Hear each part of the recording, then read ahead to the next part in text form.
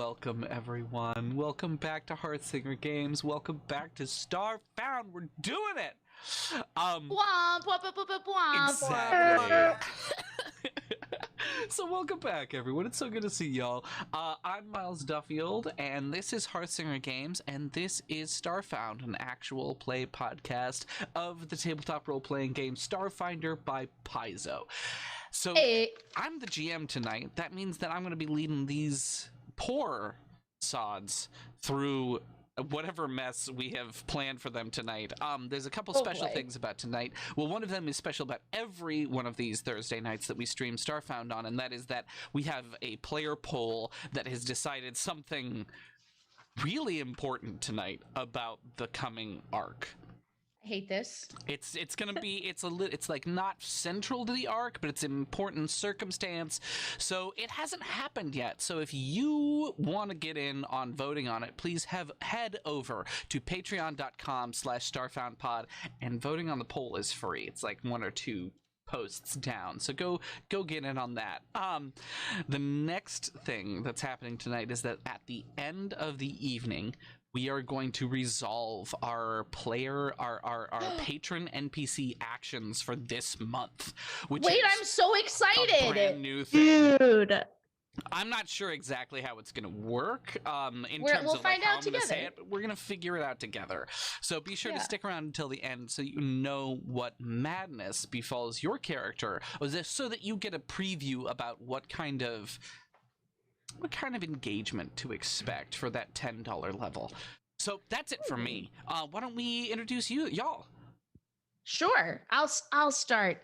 First of all, I'll pause and say thank you, Shiznit and Murder Sauce, for those subscriptions. Hey, guys! Oh, thank you so much. Thank you so much. Happy September, everybody. It's not, in fact, Subtober, but I mean, if you want it to be, we can continue on into the next month. I just can't offer you the same discount on subs that we can this month, but we can call whatever we're doing whatever we want. Life is chaos. It's fine. But thank you so much for subbing. We really appreciate that, of course. And I of all people do, for sure, because I am Anne Richmond, aka Heartsinger, the head bard in charge in these parts. That's my intro. Yep, there it is. Yep. I was like, that's me. Okay, great. We're doing great so far. But tonight, for your viewing pleasure, I will be playing Amaruk Yuka, the Solarian Hulnukia. Oh. Me that. Ooh. Never not good. Sorry for future Murder Sauce, who always has to listen to that. Does blow out the mics. He's used to it by now. What's up, Shaython? Hello. Hey, Shaython. I hope you're feeling okay. And with that, I pass the baton. Why, hello, Internet. 'Tis I, Dexter Warren. But you can find me on TikTok if you already had it downloaded as Afro Sundere. Or I also post all of my stuff on Instagram as Dexter Warren, because serotonin. But tonight, I will be Jabberwocky, this guy. Skittermander Technomancer, spreading heart smile robots and intrigue. Come on in with that rating party, Chiron. We're super happy to have y'all. Yay! Oh, Chiron, welcome, Chiron fantastic. and crew. Coming. Chiron, what do you call your What's your squad name? The Rusties? The Rusty We should call them the Kai Kais. Why? Welcome, Kai Kais. The Kai Sure. The Kai, Well, they are the Kai kawaii. guys. Kai guys. Chironis. Chironis. Chironi jabronis. I'm into it regardless. All right. Chiromaniacs. Oh, That's my it. God. That's it. All That's right. so much better than anything we said. But you can have those for free. Fantastic. Who's next? Probably me. Hi, my name is Parker Wallace. I post stuff on YouTube under Parker Wallace, Wallis, at Parker Wallace on Twitter, at Parker Wallace Actor on Facebook. And tonight, I play Chester9, an android mechanic who knows how to dress like a dapper gentleman and spy on the enemy. Happy to be of service. Oh, the intrigue. We got 2 characters of intrigue now. That's crazy. whereas I'm just a chaotic baby. Hello, I am Helena Anderson, also known as the Magic Llama Mood on the internet. You can follow me on YouTube at the Magic Llama Mood. I post videos every Friday at 12 p.m. Eastern. All my links for that is in the chat. Also follow me on Instagram and TikTok for shenanigans and etc. Today I will be playing Jaleskia, a Kasathan mystic scholar who is no stranger to the classic dumpster dive. Interesting. Cool. I Was never that- know what's going to come out of my mouth. Was Us that neither. Was that during Castroville University times? Yes. The amount of lore we get on you every episode just I know, astounds. It's really hard to compete with. It's really, really wonderful. We need a wiki page. All right, Wiki page for Yeah. Jules. before we kick off, Helena, for whatever reason, you are so much louder than you have ever been. Can you move your microphone away from your face a little bit? Is that better? A little bit further away? Hold on, I'll do this. Maybe. Is a- that Tyrone, any thank better? you so much for that sub. My goodness. We've Thank you been so much for the you. sub. Look at Gifted. this train we got I going don't know what to on. do. I'm scared.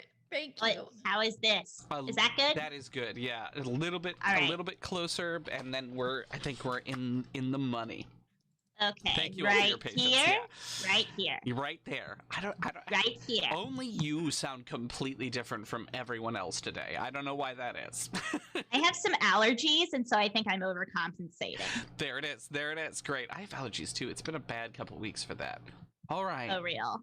This is fine. Nothing at all is falling apart. Yeah, It's everything's fine. totally fine in the world right Yeah. now. Anyways, I love that you have just like a jab papoose on your front. Jabpoos. It's Yeah. true. We all gotta. Hashtag Jebpoos. I don't like it. Now that I've said it, I don't like it at all. Yep. Yep. I mean, it's better than pap jab. Huh. A pap jab with Shmia. Because it sounds like you're doing a pap smear, but like with With a a Skittermander needle. plush, and it's like there's no good way to do this. But let this be the segue. Welcome to the show, everyone. Welcome to the Welcome. show. This is the entire show. Welcome to Starfound. It's clearly going to be a Um, time today. Mhm. Before I let Miles take us into a world of intrigue and potential world-ending disaster once more, to the brink, even some might say, I just want to remind you guys, you guys already know that we have a Patreon, but it's all currently free. It may not all stay free, but this is a really good time for you guys to remember that it exists. We also post, for your ease of finding it, all of our podcasts and VODs. If you are not following us on or subscribing to us on YouTube, or making sure that you have an RSS feed from the anchor.fm site for Starfound, go ahead, check those out. You can find links to them on the Patreon as well. Excuse me, in posts that you don't have to pay to see. So you'll be able to easily find them all right there. That's it. That's all I had to say. Fantastic. Shall we dive into this madness? Yes. Foosh. So, oh.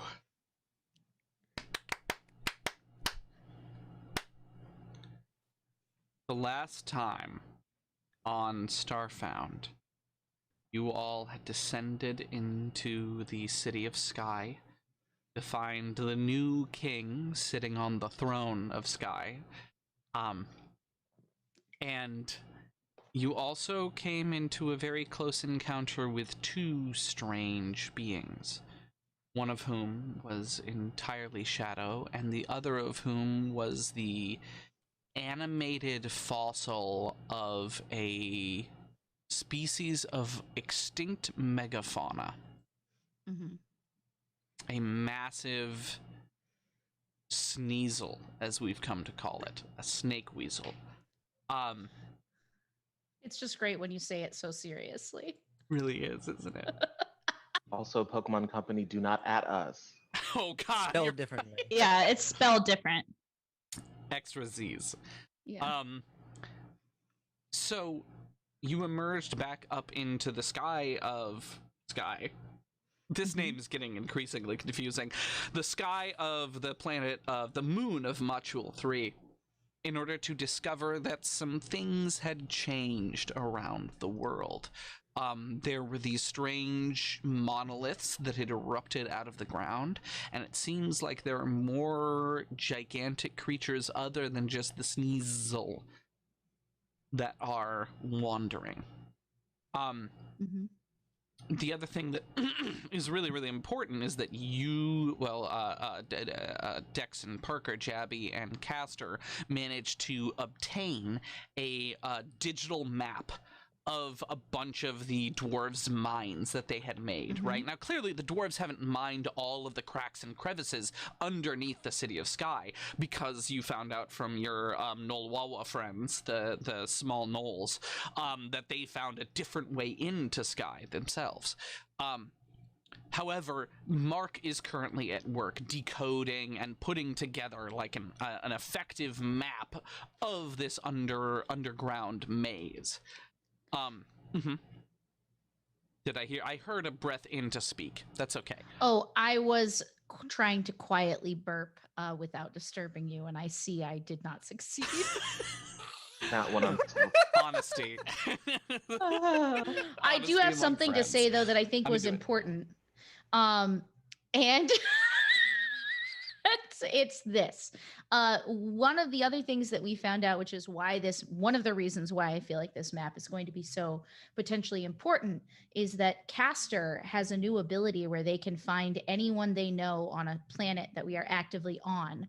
And I had them search for traces of their friend who we had accidentally enabled to, I don't want to say elevate themselves to godhood, but take some kind of divine, perhaps evil power that probably wasn't great for them to have, and is also on this planet. But even though we know where they've been currently, it's kind of hard for us to get there if we don't have a map of the underground tunnels. Yeah, because they're somewhere kind of blinking in and out, deep in a liminal underground. Space. Yeah. There it is. Nice word. Liminal is one of the better words in the English vocabulary. It really is. Yeah. So while while Mark compiled this data into a usable map, you all had headed off to one of the points on the map that had been pointed out by Mark as something that had changed significantly, right? Yeah. In the eastern hemisphere of this planet, which is primarily a desert planet, there is a sea. A sort of smallish sea. It's similar in size to the Black Sea on our world. But geographically, it's much more interesting, with islands floating in the middle of it, a few crystalline forests emerging out of those islands and surrounding the northern edge in particular. And this sea itself is, it's not your typical sea. It is filled with this, Mark has termed it HYPERBRINE. This deeply salty, magically charged, almost kind of a slush, right? And the sea itself is riddled around the outside of it with various different ruins. Now, at the northern edge, next to these, in fact, you were right about the salt flats. We were having an argument about what salt flats were earlier. Next to a massive salt flat that leads out for miles and miles and miles to the north, there is some kind of an industrial plant. And you're picking up some kind of huge life form just offshore in this area. But the plant itself may have some kind of worth, some kind of hope for you. You don't really know. You're trying to, I don't know what your intention is, right? Well, really. I think we should decide what that is going to be. Do we want to go down there and observe what we find, or do we want to maybe really can't find this accent today? It's gonna happen eventually, I think. Or do we want to try to go straight in balls deep and just kill it? I think that we should observe before we kill. in this case, especially since we're not really sure what this entity is. Yes, I think we want to know what the behavior is of these potential shadow creatures. I mean, I'm making broad strokes assumptions. It's kind of my thing, but it could be another Sneasel type situation. Correct. Sneasel 2.0. More information is your friend. Agree. Fantastic. Cool. So the kingfisher whips across the sands and eventually emerges over the glowing, pulsating energy of the hyperbrine, which kind of, even in the daylight above you, has this kind of light glow to it, right? Mark's estimation. You know what? Why don't you run me a computers check, Jabby? Let's see what you know about this. And can I do kind of a mystic check, kind of like we did at the Sneasel, to see kind of what, I guess, energies are there? Yeah, totally into that. 23. I rolled low. That is... Jesus, what number what was your natural number, Dex? 3. Got a 20. 30. Yeah. Y'all are unstoppable. Okay. So, the hyperbrine, getting notes out.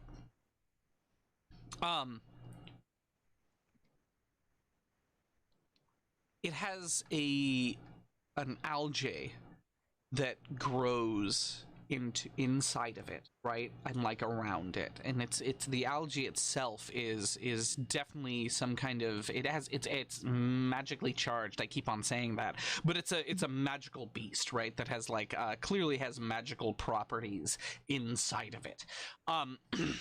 Now, the algae itself, it lets off pulses of magical energy that is not dissimilar to like distant radiation of a star,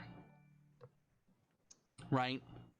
Cool. So there's like a lot of energy kind of coming out of it, and specifically like in terms of schools of magic, it is evocation.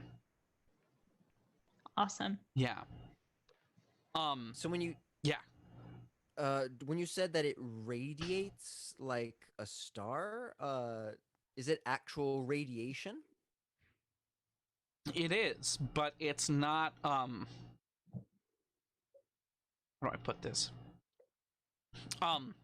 In terms of the magical science that we're dealing with, right? It should not be harmful or rearrange or destroy your cells. Great. Okay. So it's great. Excellent. Yeah. Well, So so Kia learning this is like, she like runs back to her lab and like gets a little, like, remember sea monkeys, like kind of a sea monkey tank? Yeah. And it actually is, it's called space monkeys. And she kind of like morons. dumps out the dead brine shrimp that were in there. And comes out, like cleans it really quickly with some Clorox and like comes out with it. Yeah. Get the Ajax. Only Kia, with so much time on her hands and so many arms. Fantastic. And Amaruk is really just like up at the front, just looking out. We'll say like the viewfinder of the ship, just kind of like very activated, like dog ears, kind of like listening, looking, feeling. That thing they do where they like breathe in really quick, like they just saw something but they didn't quite see it. Just looking for whatever this thing is. Absolutely. So as you get closer, the energy from the hyperbrine begins to kind of scramble your sensors. Right, and getting a clear fix on where exactly this thing is very, very difficult for all of you. So however, as you approach this northern end, right, rising over the horizon is this massive, it looks like a factory, some kind of a plant. These huge pipes and these tubes of some kind of hyper light but very dense carbon steel stretches deep down into the brine below. and you can see that it's like this it's part of it is like massively tall, and these huge silos kind of like stick out of the ground on the far side on the far side of the HYPERBRINE from you. And this chaotic mess of tubes and mechanisms kind of extends out from there, leading deep into the brine. Are they moving at all? Like, does it seem active at all, or they are not moving at all? Okay. But okay, how can I ask this better? Does it seem like this is an actively used place, or is it just too hard to tell right now because our sensors are scrambled? From what Mark can tell, it is not, right? But okay. As you approach and ask about it, Mark says, well, it might be a good place to hide if this thing is as large as the Sneasel and potentially more aggressive. Good to know. Well, should we try to land our ship over by it? Sounds reasonable. Take us in, Caster, please. Can do. What sound? Question came into my head. What sound does the Kingfisher make? Yeah. Nope. It's not canon. None of those. It just screams as it's landing. Yeah. I like Parker's. Yeah, Parker's is let's go with the best that one. Like I imagine it's very quiet. Like it's not. I don't think it's a very chunky like ship. Like it's either like like really really quiet, or it's like a pocket rocket with no muffler because they didn't have space for it, and it's just like super loud and super, because like 95% of it is engine. I feel like we are. I like Parker's idea just simply because we have this whole new like magical imbued reactor that we just put in. Like everything we got is brand new, state of the art Starship operations manual shit. And it's made of star metal now, and like what's going to be more aerodynamic than star metal? And Miles, what I'm telling you is I need this because I'll never be able to afford a fancy car. So I need this. So please don't fight us on wanting a fancy ship. Beautiful. It is a fancy ship. It absolutely is a fancy so fancy ship. It's just got that big engine. Great. So it zips over the HYPERBRINE and settles down into this kind of pocket between a bunch of different tubes and tunnels that stretch over and under and around it. So you guys disembark, I'm guessing? Yeah. Yeah. She'll kind of like poke out first because if anything jumps out, she's pretty confident she can take it. Its attention at the very least. Absolutely. So you find your way out of the ship, and you rust has covered a bunch of these mechanisms, right? And deeper in, you can see that the chaos of tubes splits off and gets increasingly more and more complex as it approaches these massive vats, right, that are further inland. And it's hard to tell. Well, and you know what? Make me an engineering check from hell. All right. Do we want to do? All right. Do you and me, Dex? Do you want to do an assist? Yeah, I can assist. Sure. What's Listen, your? I got a 4. 18 for me. You have succeeded at assisting. Assist. Yeah, I rolled high enough for it. Oh, great. 18 and 19 together. Great. What's your total, Parker, with the assist? Oh, shoot. Well, 3 plus... We're on threes 20. tonight. It's a night full of threes. 23. 23. All right. Yeah, you have no idea what this did. Ooh. Okay. No idea, which is like deeply mystifying, right? As someone who has seen massive amounts of different mechanisms, who has seen like all the junk of Akaton, right? You know what most things do. You have no clue. So let me ask you a question. Mm-hmm. Or rather describe a situation. You tell me how it goes. So Amaruk is going to take out her earbuds. I mean, they're not earbuds; they're her assisted hearing devices. And she knows this thing is big because when we were back at the stronghold, what we saw was so big that it caused an earthquake. So she's going to take them out and then use her blind sight, Toph Beifong style, to try and feel, if she can, where this thing is. I delight in that. Why don't you roll me a perception check? Mm-hmm. And do I have any other clues to give you? That cool action took.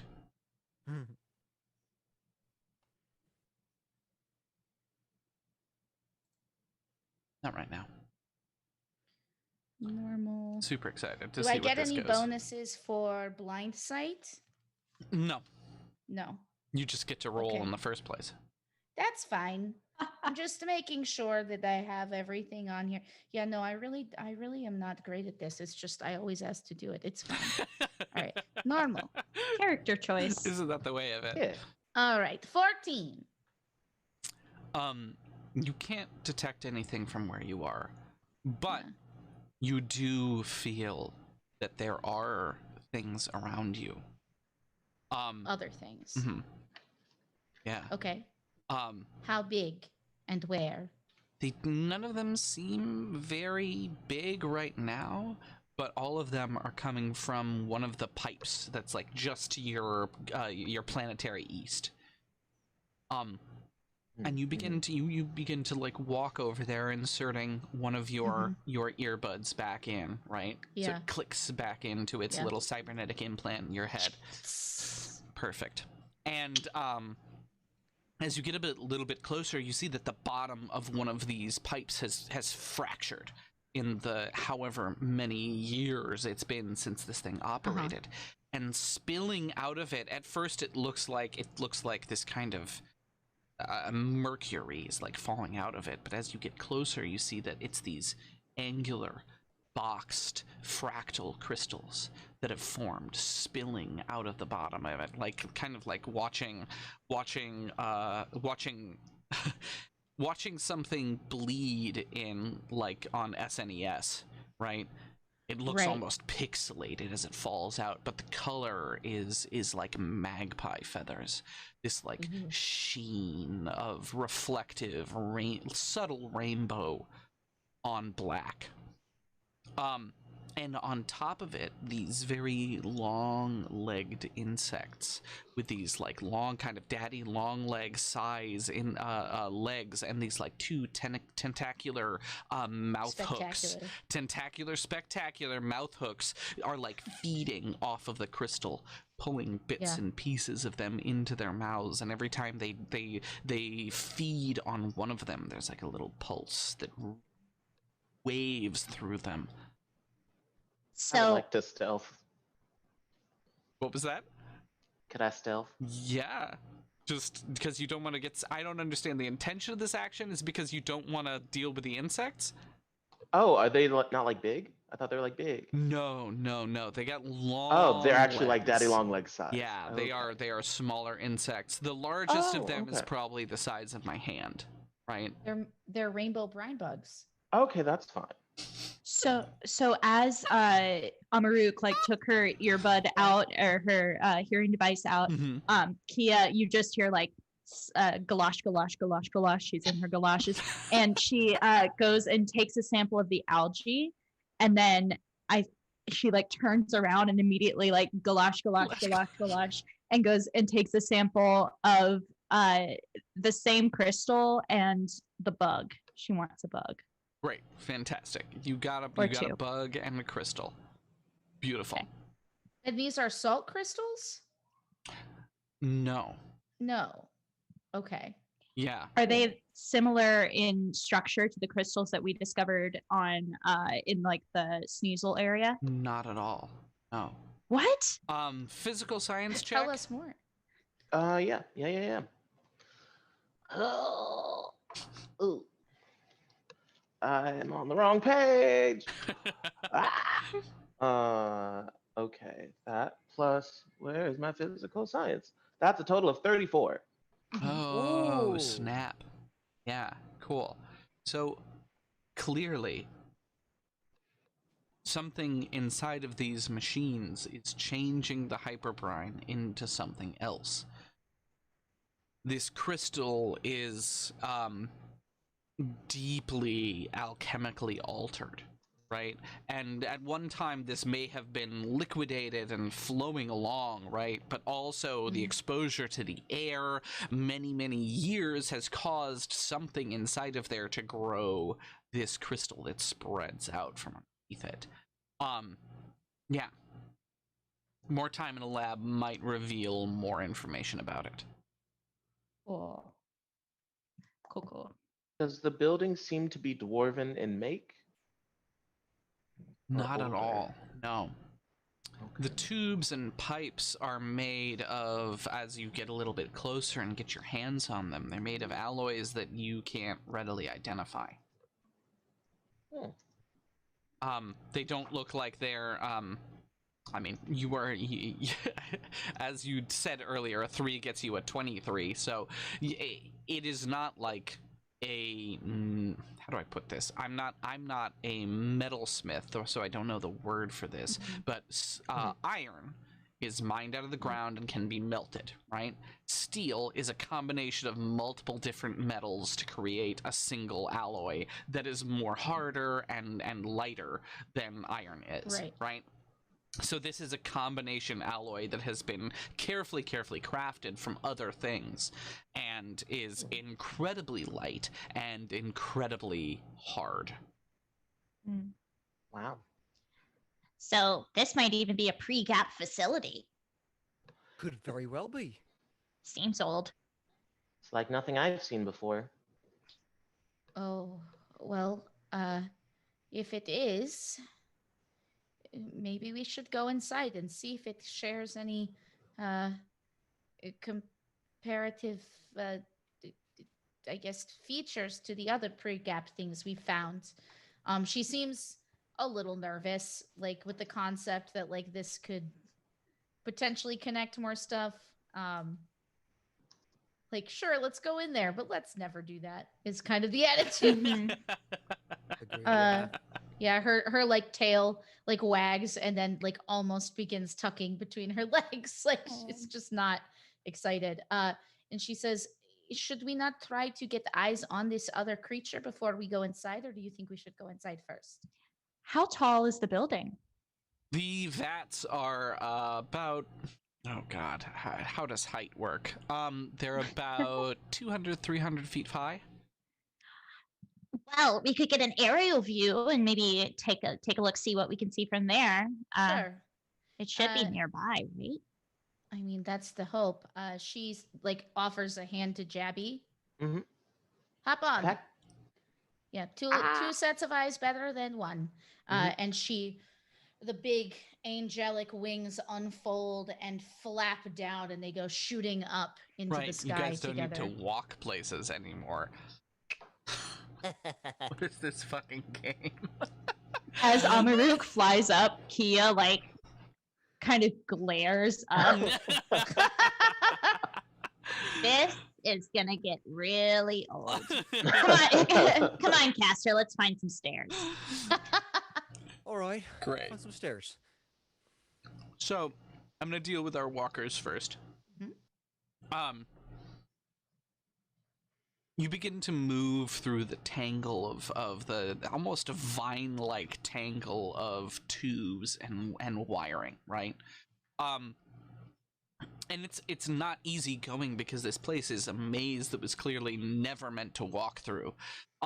Right? Like some kind of machinery or some drone must have maintained and taken care of all these things. Actually, make me a perception check. the bestia. Oh, Probably not me. I just perceived on accident. Should I not You do are that the roll? one. Okay. It's also so that definitely you. is a 25. Yeah. Yeah, it's definitely It's you. definitely you. Oh yeah. Okay, just checking. So as you continue deeper in, right, you find half buried in the sand this metallic shell of something. It's like a little bit round, and it looks like it's made of the same pieces as the tubes and the piping, or the same material, right? But it doesn't share any familiar shapes.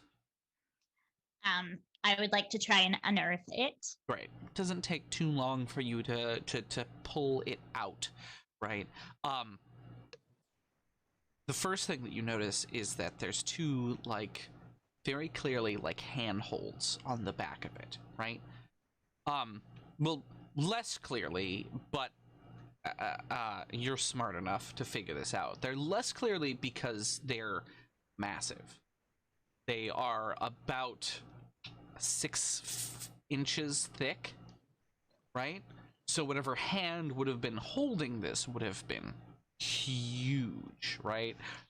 At first you think they're like protection bars, but as you start to emerge this thing out, which is like pretty sizable itself, it's clear that like that was how you picked it up and placed it somewhere else. The bottom of it is some kind of very, very complicated magnetic repulsion device. Castor, I think this may belong to one of those giant people that we encountered that one time that your friend went kind of, whoa, and she like twirls her finger around her head. Yeah, that time. I remember that. So maybe this is a pre-gap facility. What do you think this does? It's magnetic. She like shakes it. Careful with that thing. Oh, do you want to take a look? She hands it over. Okay. Oh gosh, I don't know what to do with it. That's okay. That's quite all right. It at the bottom of it has like is flat, and it's clearly some kind of like repulsion, propulsion. So it repulsor to make itself move. Does that make sense? Yeah.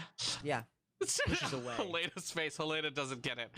So it magnetically magnetics. How do they work? How do they work? God.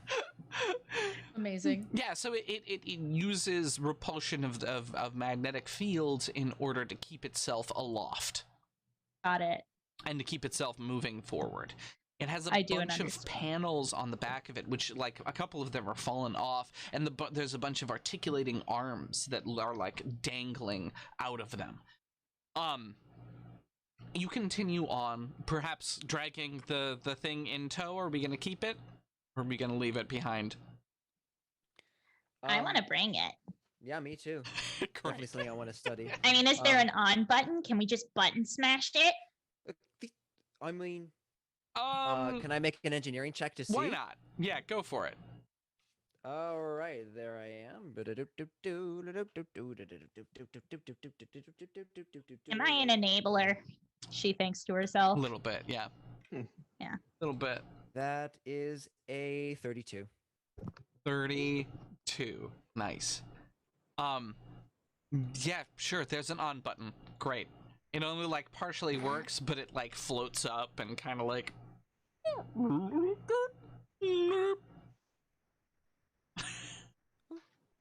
Master!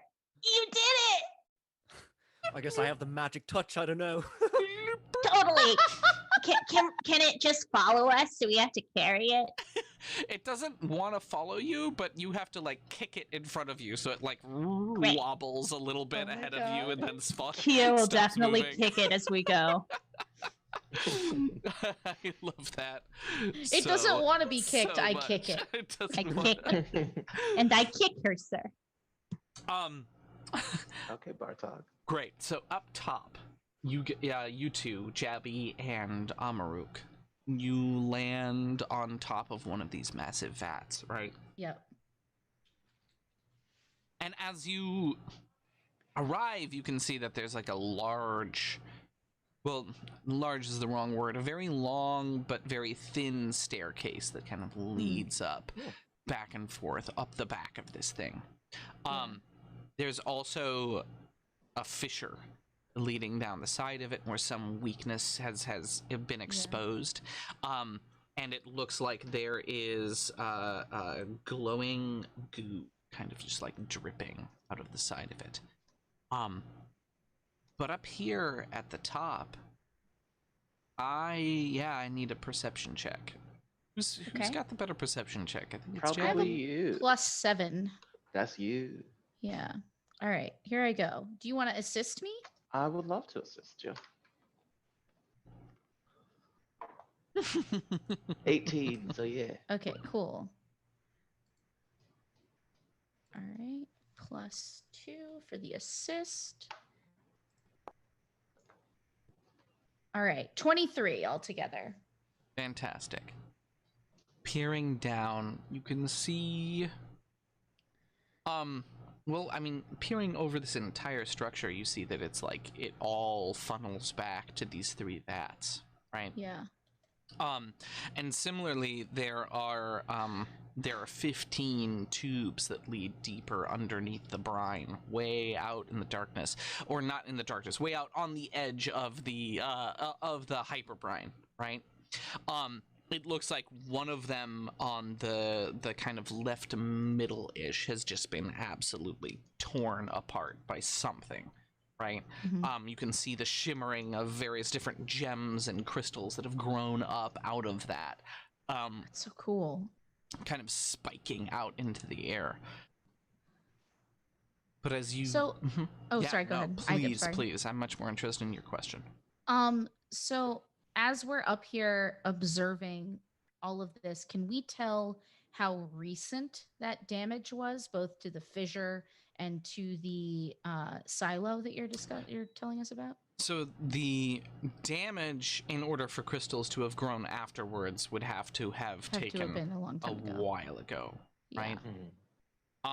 You're looking for signs of the creature, though, right? Yeah. As your eyes drift left from that damage, you see that there is some massive indent over, like, about probably a football field's length away from the edge of this place, right? Yeah.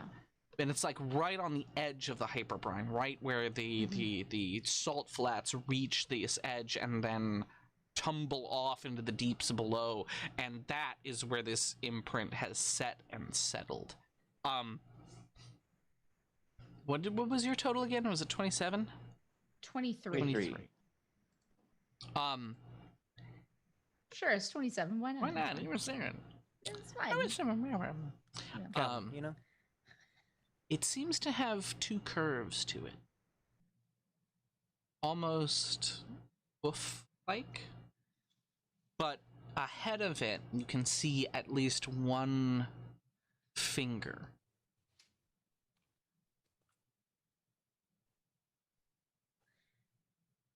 Okay. The faces. Let me just be very clear. You're talking about a footprint. Looks like it. Okay, great. I was, because for a second I was like, the creature just is a set of giant hooves with just a finger sticking out of them, and I hated that. So now this makes more sense. What if I was like, Huff Monster, you're welcome. You're welcome. Here we are, chaos. Okay. She looks at that and then kind of huffs a little bit and says, I feel like we need Kia for this. Yeah, it just looks like a big old pit to me. Can you maybe go take a little bit of a look with one of your drones? Send it out there, get some footage, and then we'll show it to her so we don't have to risk going out into the open to see? Gimbal! And I launch Gimbal from my back and it zooms over. I love that. And let's see what do we see? Fantastic. So Gimbal zips over across the darkness, and Why do I keep on saying darkness? It's gonna get dark sooner or later. I don't know, man. But right now it's bright, it's sunny out, it's the desert. It's in fact very, very hot as well. So it zips forward across this. I guess the plant itself is dark, right? Across the shadows of the plant and out into the open salt flats ahead, on this like crusty, cracked ground, and eventually hovers over top of this feature. Do you have like live feed to? Yeah. Oh, sorry. I just wanted to welcome DJ Spin Cycle to the Baby Bards, who has given us a follow. Welcome. Thanks for the follow, Spin Cycle. As far as a live feed, we haven't specified, but I imagined with the whole like warging into the drones kind of thing, sensing, being able to see through their sensors. Makes sense to me. So you, the edges of it have begun to like depress, suggesting that this happened at least like an hour ago, though it's hard to tell how quickly the HYPERBRINE manages to erode footprints, right? Most of it is underneath it, and it looks like it was... make a sense motive check. Oh, okay. Hour ago, for my notes. That's not ideal. That's an 8. It's fine. It's fine. It's just one print, right? And there's like the finger looking kind of like long print is off to the side and kind of looks almost accidental. But it is deep, and from edge to edge, horizontally, the print is about 15 meters. Okay. The shorter length of it is about 6 meters. Can you compare what that is to like a real life object or building that I would know? Yeah, absolutely. So a sword, right? A broadsword is about a meter. Oh, okay. So it's 15 of those laid on its edge. Across, yeah. That's actually like a great unit of measure for me. That works. Wow. So we use golden retrievers and swords to measure in Starfound. Yeah, exactly. True. Hundo P. Swords and trees. That's very big, she says. Yeah, you see his ears just kind of like flatten against his head, like, well, it's about 15 by 16 meters, and that's very large, and was about an hour ago. So I think if we are going to face that thing or any of these things, we might have to do it in the Kingfisher. Yeah, I would like to not be close to this thing ever. No, I mean, I don't want to, but some things, sometimes you find wrong things that must be made right. Well, there's a lot of wrong on this planet. Well, let's not sell it short, okay? Let's find our friends. And she begins kind of just like looking down that staircase back and forth for any sign of Kia and Castor making their way up. Absolutely. And by this time, you guys have just like started to reach the bottom of it, and you're making your way up, Kia and Castor. Yeah. You've heard little scrabblings. Something larger is moving around inside of this place. Not larger like the big thing, larger, but larger than the little insects, right? You get the feeling that you've been watched by it, but it's very, very careful. It's very, very small, or very, very stealthy. Hard to tell exactly how large it is, but you make your way. It's both large and small, but not that large, and yet not that small. God damn it. It's dark out. It's not dark. Dude, we have all been there, my friend. Being like, you look out over a vast expanse. How much expanse is it? I don't know. A single like football field? I don't know. It's like 30 feet. Yeah. You look over on my map. You look over the giant campfire. How big is it? I don't know. It's a campfire there like 100 feet away from you. You're like, that's a bonfire, like the size of a fucking piazza. It's really hard. I have a hard time. the light in the piazza. Bonfire Tiny in the sweet, and then it piazza. grows, and then it fills the air. But here's the thing: is who knows what you call it, but it's there. No, I have a really hard time. Do you guys have such a hard time picturing how big things are? Oh, Sometimes, 100%. yeah. Depends on the I like things. the hiccups. Oh no! Oh no. I just have a really hard time with like imaginative scale. I have a hard time describing it. Yeah. Okay. So we should send these recordings down to Kia and Castor so they know, and then we should make a plan. I think we need to know for sure if this thing has a portal inside of it, just like the other pre-gap places do. Mm-hmm. I think we're going to Yeah. have to explore. Great, fantastic. So you guys are all together now. They've reached the Okay. top.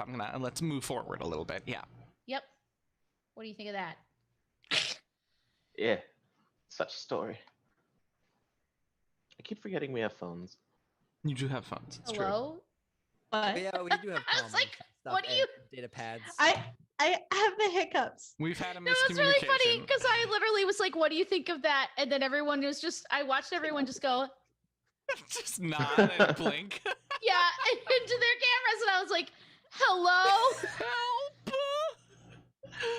So I guess my question was, I think we need to know if there's one of those portal things in here. If this is a pre-gap facility, there's every chance it could be connected to the other pre-gap places we visited on other planets. I agree. I mean, if we get some sort of entrance, when Castor and I were inside downstairs, it seemed kind of not good for humanoids, which is interesting. Like walkways, OSHA would be all over this place. Oh man. OSHA? Yeah, it's Sosha? it's space OSHA. Yes, OSHA. Yeah. So are we going to have a hard time getting around in there? Well, I'm just saying that it if we do meet something, it might not be a human construct or a humanoid Okay. construct. Okay. All right. Well, I guess let's. Is everybody's scanners, like personal scanners and stuff, still scrambled here? It's a little difficult to get scanned information. Okay. Yeah. Well, I think we're going to have to do this the pre-gap way, which is just to like go in and have a look with our eyeballs. Sounds good. Great. So when Come on. And she kicks the Retro. little droid down the stairs a little bit. Oh, who's your friend? This is Brianna. Brianna. Hello. Bree. He's magnetic. She definitely has a magnetic personality. I can already tell. I know these things. Stairs and Skittermander. So by going inside, what do you mean? Inside the structure. So the structure is less like a box room, right? And more like Yeah. the structure is this tangle of wires and of tubes. Right. Well, Right. we could like go inside the silos and see what's in them. Like from the top, try and see if they're lids and look down Totally. In fact, there's one right underneath you from where you're standing. Okay. Yeah. Does there seem to be some kind of like that I could like twist off There and look absolutely is an RE that you could twist off and look inside. Absolutely. inside? Porthole. That's what I'm looking for. Ye old porthole. I was like, I don't know. Yield. Perturbed. So you put your back into grinding this thing open. It's like sealed with years and years of rust, but eventually it goes like all at once, of course, with this massive, ugly sound. And then you're able to rotate it further and further before finally you open it up and this smell wafts out. Oh. It's this heavy metal smell, somewhere between like blood and gasoline, and it smells so intensely that it like makes you a little lightheaded as soon as you breathe it in. Oh, So, I mean, are we sold on this plan or? I don't know if there's a portal in there. We'd have to go down and see, but it's very stinky. Is it a portal to a butthole? Excuse me? I don't feel good. Okay, we'll Take just a step back. We'll close it. This never happened. And she closes it. Yeah.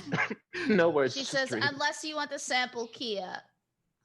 No, I'm good. I'm good. I And, don't want and she like puts another filter into her little Kasathan mask. Yeah. Yeah. I Okay. was gonna say everyone turns to look at Kia like, do you want one? Do you guys tell us that you sensed something bigger moving around down there? What was that question? Miles yes. said that you guys had the sense that there was Yes. something. Which area Something was that shifting around. in? It's like a little bit on the left side of this thing, right, facing seaward on the left side is where you heard the noises come from. So you guys could absolutely go hunting for that thing. Let me roll dice. How do you drink water backwards? Oh. Is it because of your hiccups?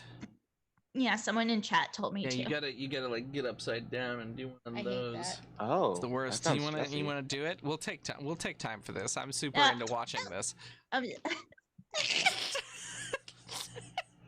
Like this? Yeah, but like drink out the top of your mouth. Yeah. Yeah, I've never been able to master it. Yeah, you I've gotta never go You're doing outside, great, sweetie. invert. Bye. Bye. Yeah. Hold on, I'm sorry. It's okay. This is the content we were born to make. Oh. Yeah, just keep going. What? Just keep going. Yeah. Oh no! Don't laugh! Don't laugh! Oh, I see. I thought. Okay. Yep. Did you do it? Yeah. Oh. That was a weird sensation. That's what you do. Wow, right, Chat? guys. I'm not like That's crazy. the content you pay for, right? No, but it's still here. Oh no. Oh. I'm sorry, Maybe you gotta friends. swallow while you're upside down. Oh my god. Push it. Let's push this I would try it again. this issue. Oh my god. Take water popcorn. All right, we'll see if that works. You could also just try, like breathing steadily. I don't know how to do that. I'm- Haven't turning done it off that and on since again? 1995, Anne. and I'm nervous. I mean, yeah. It's true. Like, turn it off and on again. Okay. All right. I think we're good. Great. We'll take a shot at it. Thank you so much. I'm gonna clap again.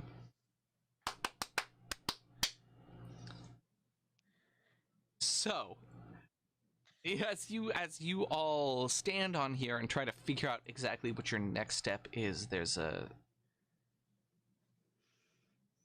I'm trying to figure out if it's a groan or a rumble.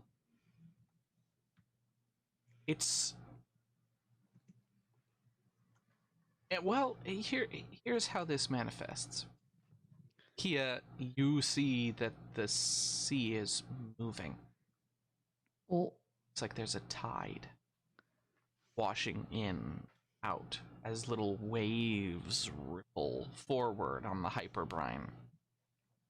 As something moves deep beneath.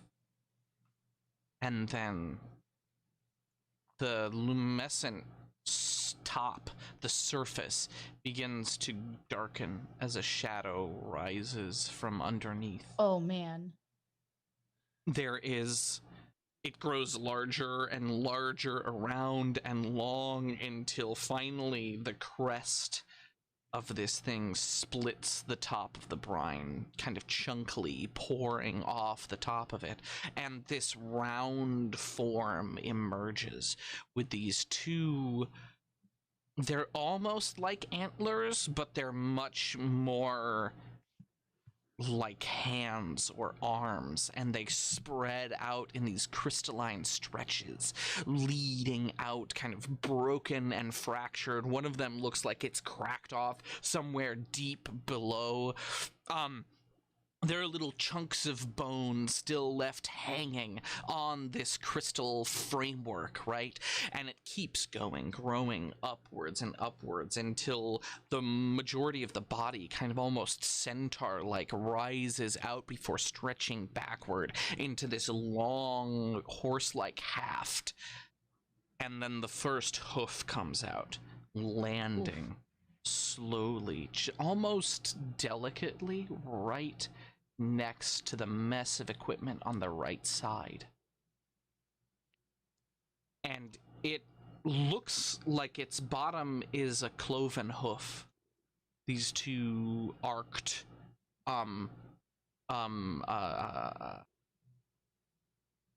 hard hooves, right? That are pitch black all the way down, but surrounding it is this kind of like skin sheath that is, or it was skin at one time. It has now been preserved for so long deep underneath the hyperbrine that this mummified kind of flap of 4 fingers splats down, sending brine skittering across the ground. 2, you think they're eyes. They look like eyes, but they don't have a slit in them, or there's no iris. They're just bunches of tiny little bulbs peek out from like the middle of this thing's torso. I've gotten to Anne. I did it. It was when you said bulb that didn't like that. Honestly, it's the handlers for me. And it as it reaches up, its leg pressing itself up, and another one extending out to land in a spot really close to the kingfisher, just barely delicately landing in between this tangle of maze. It makes a sound. This sound like it's reminiscent of an elk's mating call, but it's much more mournful and longer. It lacks the shrill peaks, and where those would be, it is bass, and it rumbles through the entire ground and up the structure that you're standing on, and you can feel it as you stand, rumbling and vibrating this massive metal vat. Kia takes a picture. She needs a picture. Like, she's almost drooling with excitement, like looking at this just creature, this freak of nature like her. It's just brilliant.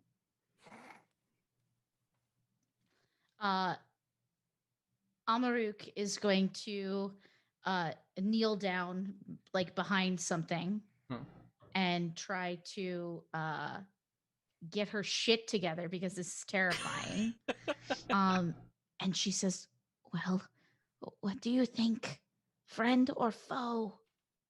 Well, I'm not the best judge of character, but no. I think the answer is no. Yeah. Just no. Yeah, no, that animal is on a whole other level. We're like a solid 3. That thing's a 47. It seems intelligent, though. It delicately put its feet down. It didn't just trample down over the kingfisher. It could have done that. Well, most animals are intelligent in their own way. I mean, it could also delicately eat or squish us, so the stink silo's looking a lot better. I'm just saying, what do we do? It sways gently to the right as you speak, and one of its, like, the middle of it, it's so dark that it's hard to make out exactly what parts of it are what. But as it sways to the right, a piece of it almost breaks away, and an arm almost unsheathes itself from the middle of the torso. I don't. With these 3 kind of long, almost reptilian fingers. And it reaches down softly towards the ground, gracing the top of these tubes and this vine-like mess below, before it grabs a chunk of it and just tears it up, bringing it up to its eye level, about close to where you guys are standing, about 300 feet up, right? And seems to turn this mess of tubes over, back and forth in front of it, examining it. That right there is an intelligent creature. I want to talk to it so bad, but I also we got stuff to do. We must. Maybe Kia, maybe it knows. Maybe it knows more about what's going on. About the shadow creature? Yes, maybe it was disturbed by the shadow creature's emergence. Or maybe it's a part of it, but maybe this thing, maybe it will talk to us if we talk to it right. Yeah, I mean, it's worth a shot. I would, oh my God, I'd love to talk to it. But I also don't want to get us eaten. But yeah, I say yay. Caster, thoughts, Jabby? Well, it seems like a gentle giant, doesn't it? Why you- Jabby, you seem to not agree. Well, I'm hesitant because, you, Amaruk, are very big. Uh, Not most, that big. no. And in fact, I think you're just the perfect size. That, or in case they have very good hearing, this very impressive figure, and I kind of look as I like peek out from behind the corner, like, okay, I don't think you can hear me. Like, what if that's like the avatar of a god or something? Like, do we bring offerings? Is it like, do we live here now? What do we I do talk with to this? God all the time. It's not that hard. I'm not unpacking that right now. But, I mean, I don't want it to be mad at us. Maybe it knows something. Oh boy. I guess, well, wait, you can move at the speed of light, so you could just say hi, and then if it gets bad, run away. Sure. And then she looks furtively at Kia and she's like, but I don't know if I'm the right person for this conversation. And she looks at Kia again. You want to fly me up there? Sure. And maybe we can see. Just jump on. You have many arms to hold. Yeah. Oh, okay. Sorry. Oh God. Oh, it's fine. Oh my God. It's all okay. It's all very firm. It helps if you kind of like try and feel her center of gravity, just kind of. Ew. Yeah. Not like that. So the wings extend, and she says, "No matter what happens, I think you have to take a risk sometime." And she flies into the air. And Kia screams. Yeah. Oh, Jesus Christ. Yeah. Great. So you zip upwards, right? And as you do, it like clearly catches the eyes of this thing. A million lids blink dryly. One of them like crumbles and falls away into the ground. Yeah. Can I cat? Oh. Let me finish this. Yeah, and it drops this chunk of thing that it was examining, which just falls to the ground in this huge, dusty, crystalline explosion down below. Yes, Kia. Never mind. I'm gonna try something first, and then we'll see how it goes. Yeah, go for it. So I ask Amaruk to kind of like get me to where its eyes are, so that we can look eye to eye. Because its eyes are in its torso, right? Yeah. How close do you want to be? The wind is just whipping across the fur and your face mask as she like whips her wings and tries to hover. I don't know. I don't know. 4 golden retrievers. That's very close. Okay. How about one hoof length of this creature? Cool. Yeah. So she flies about a hoof's length away from it. So 15 sword lengths, if anybody is remembering our units of measure. So funny to me. We're worse than kings who would be like, this horse is 5 plus 5 plus 5 hands high. My feet. Yeah. 16 of my feet across. We're worse than that. To see it. Yeah. Great. So you float in front of this thing, Kia. I bow. I just do like to try as well as I can on Amaruk to like do a bow and make myself seem a little more subservient. And then without looking in its eyes, because because I know better. I say, greetings. I'm Jaleskia, and I just wanted to say that you are a wonderful, wonderful creature. I've never seen the likes of you, and I would love if we could just talk.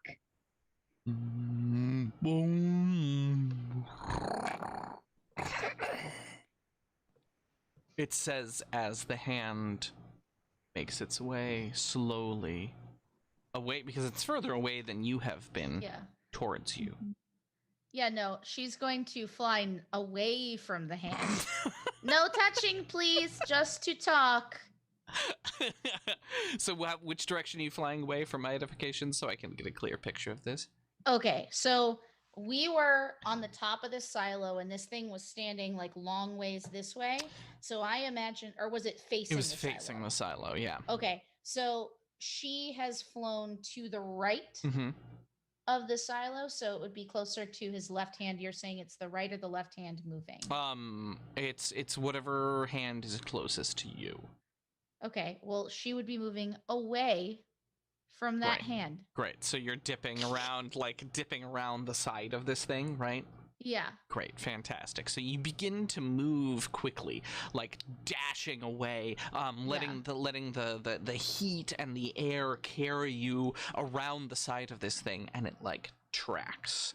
Its whole body kind of shifting. You two on the vat see like these large, powerful legs behind it shift, chunk, chunk, chunk, churning massive volumes of hyperbrine up onto the side of the lake, right? As it turns to try to face you, the hand still just like chasing after you, extending its third thumb finger, reaching out towards you. Can I roll my insight check to try and see if it means us harm? Yes. Okay, cool. So I'm going to do that plus my sidereal influence. So it's that plus a d6. Okie doke. So first, here we... Oh, God. sense motive, sorry. Insight is for D&D. Sense motive, boom, plus a D6. All right. Normal. That wasn't bad. That was not 28. Bad. You are a bug. Yeah. This thing is curious. Yeah. She says Kia, like what? I don't think this is going well. Why? I think it just wants to play with us and then maybe smoosh us. Oh, yeah, no, we can't have that. That would be bad. 1 second. And she closes her eyes and like shoots them open, and they're bright red, and this kind of flowing red, it's like smoke kind of emanates around her form and kind of glitches in and out. And she casts divine aspect on herself. And every like inch of her skin that shows has this kind of sheen to it, this like red sheer mist, this smoke. So she is a frightful presence, and it seems to be a supernatural ability. I'm doing this in order to make the monster afraid. Right. Okay. Great. So the hand that's stretching after you, as soon as this like washes over you, right, kind of pulls back. And then begins to extend towards you slower than it was. Gently. 2 probing fingers reaching out in your direction. Kia reaches one of her hands out and like tries to signal, put your hand out this way, palm up, like very gently, as if I'm like, I don't know, also miming. I would also appreciate just like I don't want to be in a hand that can do this. I would like to be on a hand like this. So I know that's I'm a being finger picky. extended back up Yeah. versus Yeah. back of hand up versus do we Okay, sit like a bird fine. or like a gerbil? I That's don't good. want That that makes to sense, happen right? to us. Jabby's Yeah. Fine. Dex's face right now. I don't think I've ever seen Dex this worried. Yeah, we got to tell the podcast how Oh yeah, we're shitting our pants basically, actively. my hands have not left my face, and I'm afraid. Yeah. I'm afraid. A man is afraid. Okay. So I do bird hand gesture, and just gently, as if to say, "Do this." All right, great. It like reaching out towards you and then pulls its hand back as soon as you do that. Folds and extends the single finger towards you. So seeing that, Amaruk gives two mighty whoofs of her wings. She beats her wings, and then she flies them really fast. It's kind of shocking how fast she can move now. And she just carefully lands deftly on the finger and takes a knee so that Kia can stand by herself, and she just stays kneeling beside her. Right. So as you land on this thing, the skin covering the hand has been mummified for so long and it's incredibly delicate. So you like settle into it. Yeah. And as you put your knee down on it, you like kind of collapse into it slightly, a little bit less gracefully than you would have hoped. And underneath, like feels something sharp, right? And then you're aware of this powerful cold that washes over you, this like instant sense of frostbite pulling up your knee. I need you to take 10 points of damage. Ow. As it freezes into your armor and into your leg. Kia, you're a little bit lighter. You manage to rest on the edge of this as this thing pulls you gently closer towards you. And these various different eyes kind of like shift around, almost extending out from the sockets that they're in to look closer at you. And the sound of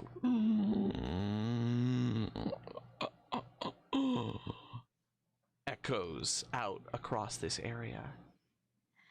Can I do some sort of mysticism check to see if this creature is radiating some sort of magical energy? You can make a detect magic spell. You remember that time I got rid of that spell and have so many regrets? Oh no. At least one of you has it, but you can't do it this minute. I do have a question. Yeah, Jabby. From this distance, can we hear that? Yeah. From the thing? Yeah. I'd like to cast Comprehend Languages, just in case it's like saying stuff. Great. Love that. Yeah.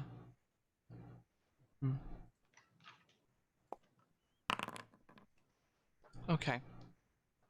So the rumbling actually doesn't change in your understanding of it, Gabby.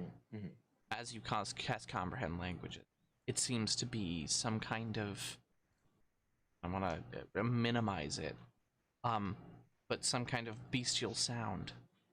Right? There's intelligence behind it for sure, right? But I wouldn't call it language.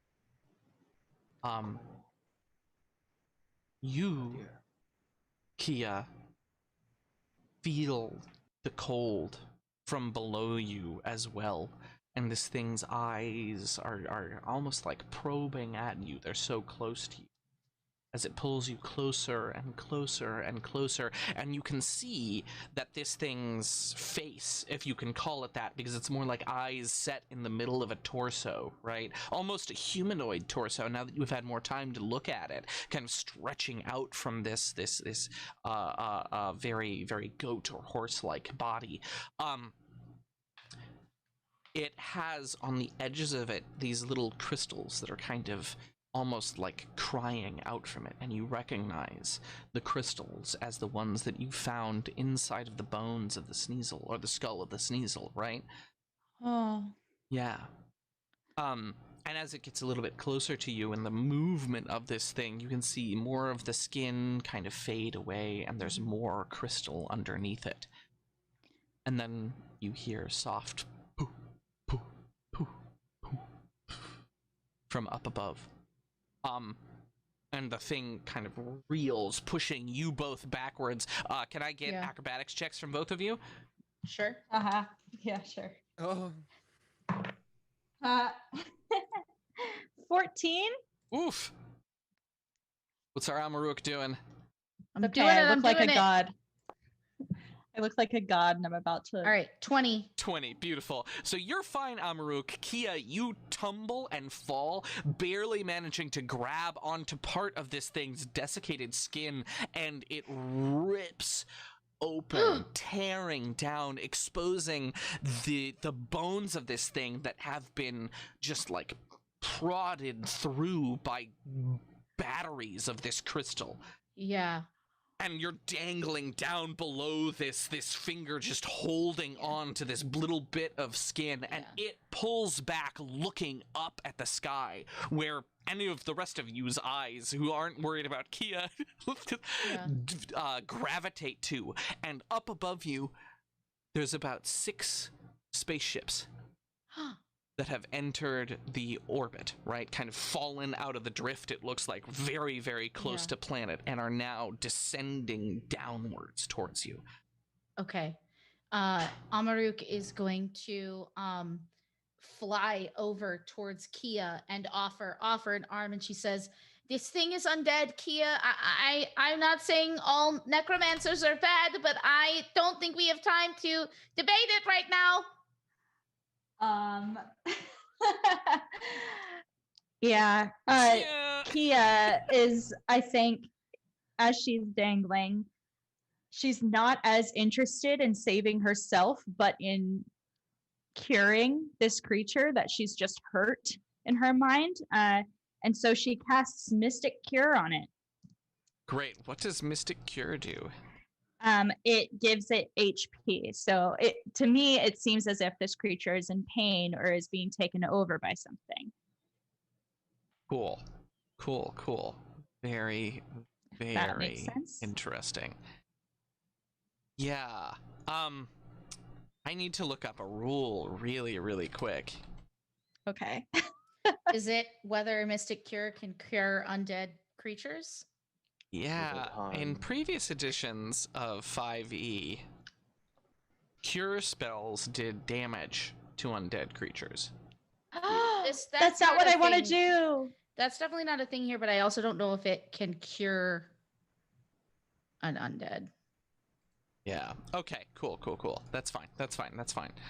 If the peanut gallery wants to speak up about this, maybe we'll change some of this. Here. Hold on. This spell can't resuscitate creatures slain by death effects, creatures turned into undead, or creatures whose bodies were destroyed, significantly mutilated, disintegrated, and so on. Oh, great. Cool. So it just has no effect. It won't. Okay. Can I retcon and save a spell slot or no? Yeah. Okay. Absolutely. I think that you would have known that. Yeah. Great. Yeah. The question is, Kia, did you think that this thing was undead? I don't. Well, I think she may have put it together as she was dangling, and Amaruk said, "This is pulled undead." The skin off. Yeah, absolutely. Yeah. I think that's reasonable. Because she had full on star eyes for this beautiful monster. Great. So you fall down, dangling on top of this thing. And as you do,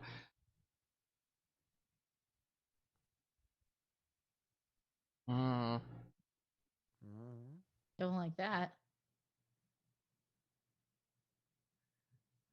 Amaruk, make me a perception check.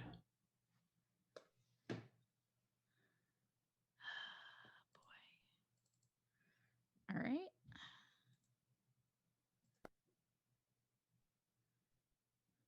$20. Great. I have to roll a dice. Something I should have done while you were rolling, but I'm slow. That's fine. Okay. Right. So you are hanging down by the edge of this, right? Yeah. And looking up into the sky, you can see as these spaceships come closer and closer. Seems like they may have spotted you and this thing. Yeah. You can spot just faintly on the side of them the Klein Tech logo. Kia? Oh my god. I'm dangling on some finger skin. Okay, she's gonna, because I don't want to, this is Anne speaking, Helena. Yes. I don't want to take any agency away from you, but You want to pick me up? I remain offering my arm for you to join me. Oh yeah, as Sky Friends. Oh Great. yeah, I'll be a Sky friend. Great. So you like jump off the edge, your wings spread, and you swoop underneath, grabbing Kia off the bottom of this. The piece of the skin falls off and like disintegrates into this shimmering nothingness as you fly backwards towards the vat. Yeah. I yell back, I'm so sorry. Let's talk later. As you do, this thing like pulls its two front legs up out of the mess below you and moves around, pivoting before its feet land in these huge new craters in the sand, and it takes off at a galloping run that shakes the ground underneath you. And as it runs, the metal underneath this vat begins to buckle and tumble downwards. Oh no. Oh wait, we're on that. Let's take a break there. I'm only one person with one set of wings. All right, y'all, we will be right back. Don't heckin' go nowhere. Enjoy this beautiful video in the meantime, featuring all your favorite Starfounders. All right, mwah. See you guys in a minute.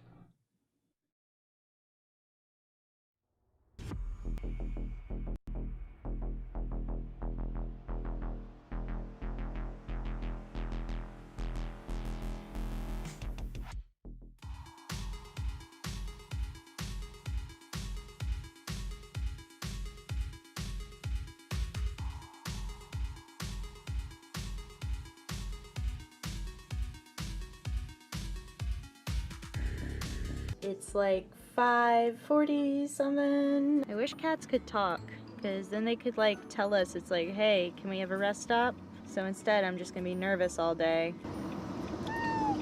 Yeah, I know.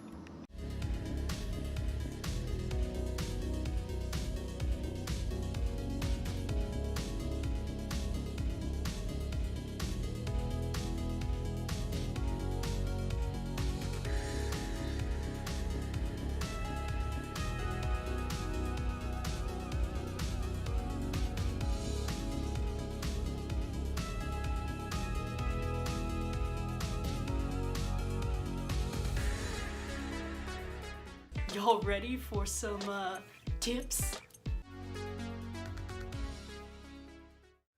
I really want to make a shell necklace so that I can be the sea goddess that I am.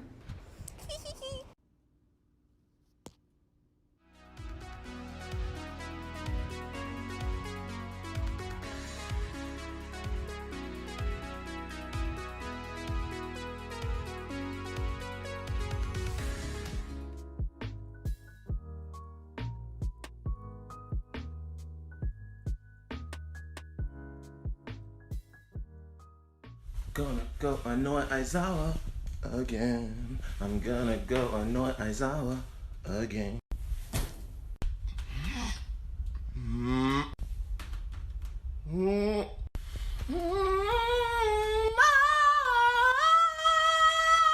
Think upon dungeons we've seen, and smile back on where we've been. So let's empty our flagons and toast to the dragon. Then I'll find my coral heart.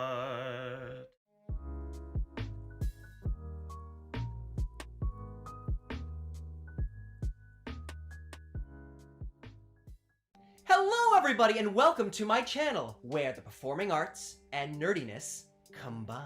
My name is Parker Wallace. I am an actor, singer, writer, songwriter, and performing artist. I frequently stream tabletop RPGs, specifically Starfound, a Starfinder actual play podcast and Twitch stream. And on it, I play Castronine, who knows how to dress like a dapper gentleman, happy to be of service. And I'm featured in the Tableverse podcast as the same character. I also stream occasionally with Manapot Studios. Excuse me.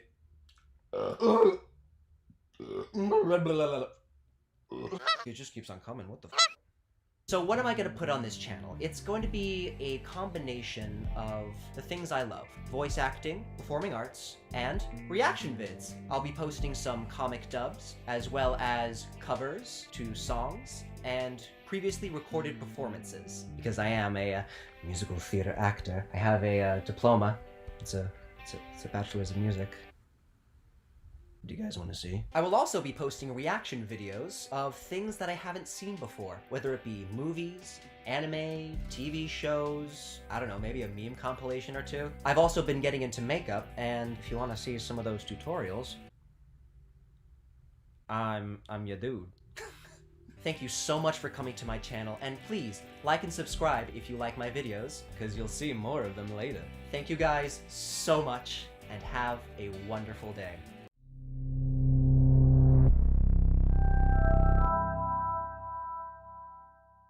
I'm Miles Duffield, and congratulations on finding Geeks for Good, the home of great storytelling, of powerful play, and of charitable good. These wolves coming for me? You want some of this? I got bombs! Yep. They're mostly dangerous to myself! So, Geeks for Good is a Twitch variety channel that streams tabletop role-playing games, board games, and video games in order to raise funds and awareness for different nonprofits and charities. Why am I having so much trouble? I'm out! I'm leaving! Goodbye! They couldn't defeat me. Find the stream and the schedule at twitch.tv/geeksforgood. No? It's not happening to anyone? Okay. Gas is inbound. Marking you Oh, safe shit! zone.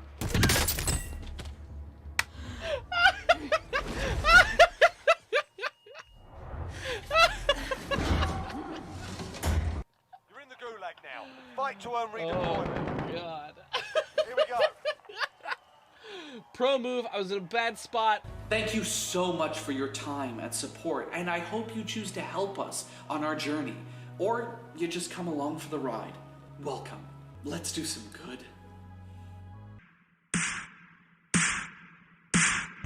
With that, nonsense shall begin. I can do it. Here's the deal. I gave up Christ for the midwife fucking. No, okay, no, let's not. Alright, let's calm down. Not ponytails or cottontails, yeah, ducktails. Woo! We're leaving the area.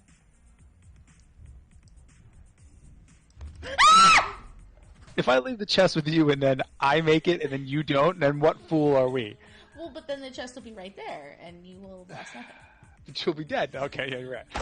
Just a quick little run through the door and nothing more. Everything's fine, I am fine, and you are fine.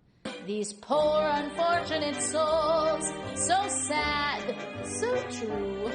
They come flocking to my cauldron crying, spells, earth the please, and I help them. Yes, I do. Are you with me, mateys? Arr. Arr. Alright, once more with feeling. Once more with feeling. I'm just gonna run up the stairs and have some fun, and then you'll... Welcome back, everyone. We're doing it live. I don't know what's gonna happen. I'm really excited. Me neither. This is terrible. I'm living. All right. So, shall we get right into it? Anybody got anything Yeah. to say? No. Help. Help. Great. Right into it then. The crumbling structure underneath you, Jabby, and Caster begins to buckle and tumble to the side. The first thing that I need you to do is both roll an acrobatics check to see how well you do at keeping your feet. Got it. 8. What's your natural roll on that one? Was it a 3? 4. Oh, improvement. It is improved. At the sage. 23. 23. Great. So, Caster, you managed to grab onto a large railing next to you. These railings are just as thick as the handles on what's the name of your droid? Your new droid? Brianna. Brianna. They're just as thick as the handles on Brianna. So you get your arms around one of them. Jabby, on the other hand, maybe you try to, but it's just too big. So 6 arms go out and then you fall backwards as you slide down the side of this thing. Great. I need actions from everybody. Let's just go in a circle. Let's start with you, Anne. Who's Anne? Who's Anne? You are. Okay. All right. So here's the deal. Amaruk is going to lower get oh my god, words aren't forming. I'm really sorry. It's okay.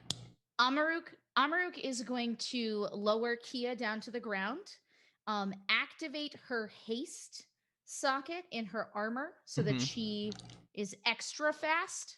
How extra fast? How extra fast? How extra fast? Well, I'll tell you. Tell me. Ow. You know what? Bring me back to my Shadowrun days. Haste. Starfinder. I turn on my reflexes. All right. So, extra speed. Sorry. When making a full attack, hasted creature, all movement, it can take a separate move action to move. So I have 2 move actions. Which at your fly speed of? I believe 60 feet. That's what I thought. So I can move 120 feet. Yeah. 6 seconds. Well, you can move 180 because then you can spend your action to move as well. Right. Yeah. You're right. Yeah. Fierce. Yeah. Fierce. I'm very fast. I gotta go fast. That's why I built this character this way, because I gotta go fast. And she's gonna go for Caster because she's seen Jabby be able to walk on air before. Yes, exactly. She's and so she's zoomies. She extends the wings and beats them. Just it's almost as if she drops Kia off and then bounds up into the sky, jumping with a giant flap of her wings, and she's, I guess, dodging all the falling parts of this tower as she's carefully looking for Caster. I am super into that. Why don't you make me a reflex save as those pieces tumble down towards you? Cool. I love when I create more problems for myself with my descriptions. It's great. It's fine. Makes Miles' job makes my easier. job so much easier when Yeah. you Happy come to up help. with the obstacles. All right, 14. 14 is fierce. Nice. 14 is actually not that fierce. I take that back. It's not that fierce. It's really not that fierce. It's fine, but it's not great. I got the zoomies. She's got the zoomies. That's the bottom line. Yeah. So that's what you need to know here. Zip upwards. The creature running has its back hooves have kicked up what would be dust to a horse, right? But what to this creature are huge chunks of salt flat. And one of them flies through the air and just crests the top of one of the standing vats. A little bit too late for you to see it and react to it. Yeah. You turn, twisting your body to the left just as hard as you can, and your wings react, but the side of this thing slams into you, knocking your breath out of you, and you begin to spin out downwards, desperately trying to get your footing back. What is your airing back with your wings, right? You're piloting? I don't know. The wings, the air underneath your wings again. Yeah. Ugh. That was a lot. I can't stop flapping my arms. I love watching him flap. Oh my It's god. so good. The flappiest boy. Great. Do I make it to caster? No. Okay. You are tumbling to the ground right now yourself. Okay. All right. Next up, Jabby. So I'm clear. I'm sliding off, or have I already fallen? Yeah. So it's like a tower, right? And it is now it is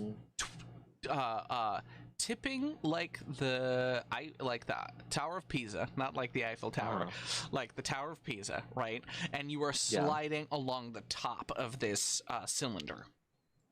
Okay. Can I see Caster from where I am? You can, yes. Okay. Caster, I have an idea. And I activate what I realized the item I didn't actually name before. I've now called my Weaver's Wraps. And I expend a spell slot, and it basically my momentum slows down, and I turn and I fire web shooters, sending a line out to Caster. Who grabs it? Like, catch. And I'd like to yank myself up to Caster. Fantastic. Yeah, absolutely. Make me an athletics check. Jabby man does whatever what is your Jabby man can. My athletics is a +0, but I got an 18. Okay, well, and we're gonna stop having athletics affect that, because that just kind of nerfs it and makes the use of a spell slot useless. Great, you're good. You make your way. You pull yourself up to Caster. In a bit, I can give you flying. So I guess just hang on a second. You got it. I got nowhere to go. Great, fantastic. Caster, you are next. Oh, great. Let's see. I assume that he does see Amaruk take the big chunk of salt flat. It goes, Amaruk! And now I gotta see what I'm gonna do. I don't know what I can do. I'm just gonna make my way. Oh, but I want. I guess I'll ready an action. What action are you readying? Good question. I'm gonna do something. Just not right now. As soon as I get flying, I'm gonna go and help Amaru. Great. That's I think that's a great totally way an to action. resolve Yeah. it. Yeah. All right. And finally, Kia. Sorrento. Ah, she says. Great action. Thank you. Yeah. My free action is to scrim. Riveting. And does it look like the hoofed? Where is the hoofed creature going? The hoofed creature is going planetary northeast. Okay. And Klein Tech is does it seem like, can I use this as a perception moment where I can see if the Klein Tech ships are trying to follow it or have got eyes on us? That's a great idea. The Klein Tech ships are definitely following it. Okay. Cool. I'm gonna just comms everybody, be like, Klein Tech's here, and then they're following my new friend. Were you using that sound in response to the naming of that thing, friend, or? No, that was just Anne. Don't worry about it. I just don't. I have a lot of feelings. That's not news. Beautiful. So this thing continues to slough off to the side. And as it does, it slams into the one of the other vats, kind of bouncing off of it as this goo erupts out of the side of this now newly fractured vat. I need reflex saves from both Jabby and Caster. Oh, great. Probably fine. Probably fine. 15. Probably fine. 15. 22. 22. Nicely. So, Caster, you are mostly lucky, right? As you twitch your way a little bit out of the way behind one of these massive pillars of handholds and oh god, I always forget the word for this. The thing that's on the side of a balcony. Oh. railing? Yeah, the railing around this tower, right? So you like twist your side behind one of the pillars of the railing, and it like splats into the side of it. But Jabby, you take this goo just head on into you. It like coats your fur, and the smell like permeates throughout you. But also, as you sit there, it begins to sting you. Uh-oh. Oh no. As this some kind of bleach-like something begins to burn into your fur. You're only going to take 7 points of damage from it. Okay. Cool. But you're definitely feeling it. Amaruk, you're spinning. You're twirling. I need you to make a fly check. Great. I don't know what that means. Is there not Pilot? Is there not a fly skill? No, Oh my god. it's just like you It'd just be fly. acrobatics. You just fly. Great. In Pathfinder, there was a fly skill. I'm sorry. No. My skill knowledge in between these various games gets No, very it's mixed up. totally fine. It's a little bit confusing because if you are under a fly spell, depending on what level you are, there are like checks you need to do to maintain a certain positioning, but that is not how when you have wings, they're just a part of your body. You just fly. But I would say that it probably means that you need to like take some time to get under control. So I would say maybe my move action. I don't know what the rules are for what you've done. Let me look that up because I know there are different levels of maneuverability that affect your ability to fly. And it's related That's when to your you are dex. under the aspects of a fly spell. It affects all of your everyone who's flying has a maneuverability level, including you with your wangs. I guess I just didn't see anything about that on anything that I did when I got them. It's not in the item description, but your maneuverability level and like Chiron, come in, correct me, I love it. Please, is by all means. Reflected. It's acrobatics, as Chiron says. Okay, great. And your maneuverability level is reflected by, I believe, your dexterity score. Okay. Yeah. So throw me an acrobatics check. 25. 25. Nice. Beautiful. So you spin down, tumbling head over heel before you catch an updraft. A bit of hot air has been kicked up from some valve below you being destroyed. And you catch that, manage to use that to spin you around and get your other wing stabilized, and you're able to flatten out just barely about 10 feet above this tumble of wires and tubes. Action. You're still very fast. So she looks up. Does she see Caster and Jabby up there still? You actually can't physically see them right now because you're so far down, right? And there are three, probably 250 feet above you. Oh, okay. Cool. So she, what does it look like is happening down on the ground where Kia is? Kia is relatively safe. There's bits and pieces of debris kind of falling all around her. Make me a perception check, though. Okay. As you do your peeking. Sorry, I have no idea what I should be doing right now. Oh, that's not great. 11. Great. It's chaos. It's chaos. It is Okay. It is chaos. She's gonna make a decision and fly over to the Kingfisher and go inside. Fantastic. So you begin to make your way over towards the Kingfisher. Jabby, it's your turn. Okay, I burn a resolve point and channel energy into my goggles of my cash capacitator, and I have that focus on keeping my gauntlets activated so I don't fall off caster, so I can just spider cling. And I cast flight at 3rd level on caster, so you have flying with average maneuverability for 60 feet. Fantastic. Nice. Beautiful. So you two lift off from the top of this thing, Jabby just kind of dangling backpack onto Caster. This HYPERBRINE, whatever it is, still kind of burning its way into you. Kia, make me a perception check as well.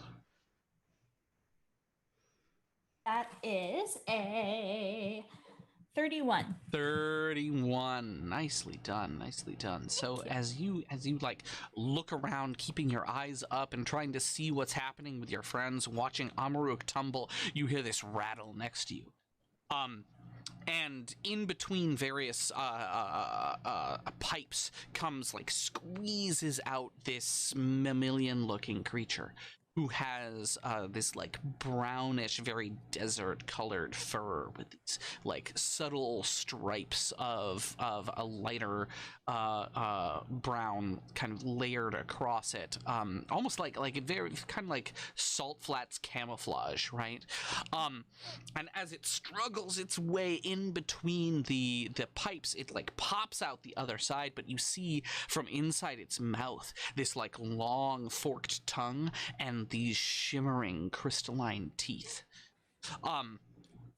Before it emerges out and then like looks at you, gets low for a second, sniffs the air. It's like, I'm still a god, by the way, just so you know. I'm still glowing with that radiant energy. Continue. You glow. You're right. Blow up. You are still a god.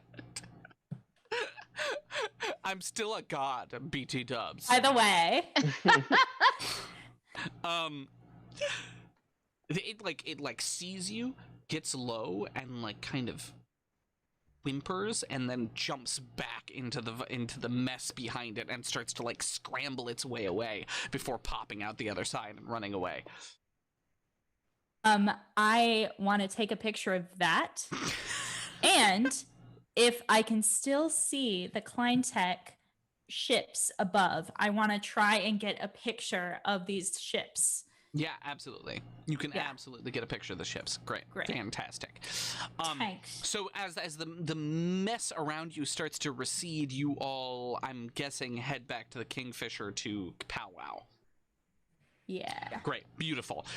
Kia makes her way through the maze. The Castor and Jabby fly their way down, and Amaruk lands definitely next to the gangway. And she like does a double take, and she says, "Well, we have to decide whether we're going to help them or not. What's this story? What are we going to tell them?" Out of character. Who are they again? Because I'm trying to... Clientech is Elo catches Elo people. catches people? Okay, thought so. Right. A good question to ask, yeah. Right. Ooh. Well, I mean, obviously they're hunting that poor creature. I'm not really sure. And as she's saying this, she like picks up Brianna and is like pushing her into the Kingfisher. I don't really know, but we should make sure that monster's okay. Yeah, so she's gonna say, I think it's really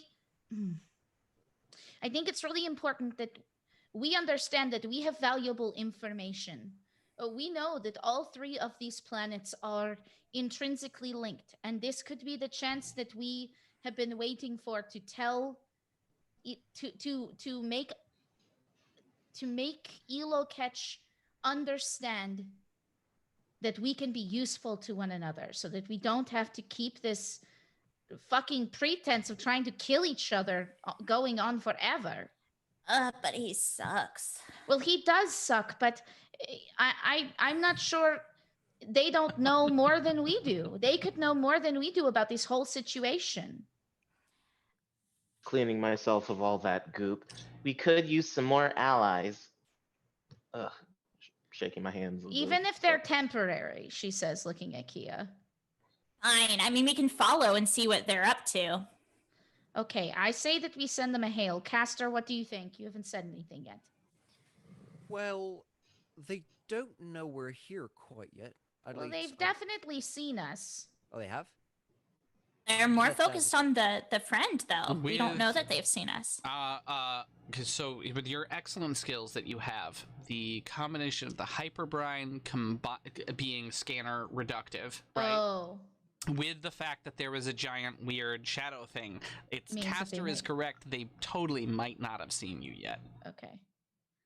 Well then, what do we do? Try and like cloak ourselves, and then which we can't do. I don't know why I'm suggesting it. We don't have like a ship cloaker at all. It's not a thing we have. Put cloaks on the Kingfisher. Many I cloaks. get Get more put a cloaks. bunch of jackets on it. Warm Dress it this up like a boy spirit up. Halloween. This isn't a Kingfisher. This is a seasonal goods Yeah. store. It's spooky season, y'all. Ooh. That is such an image.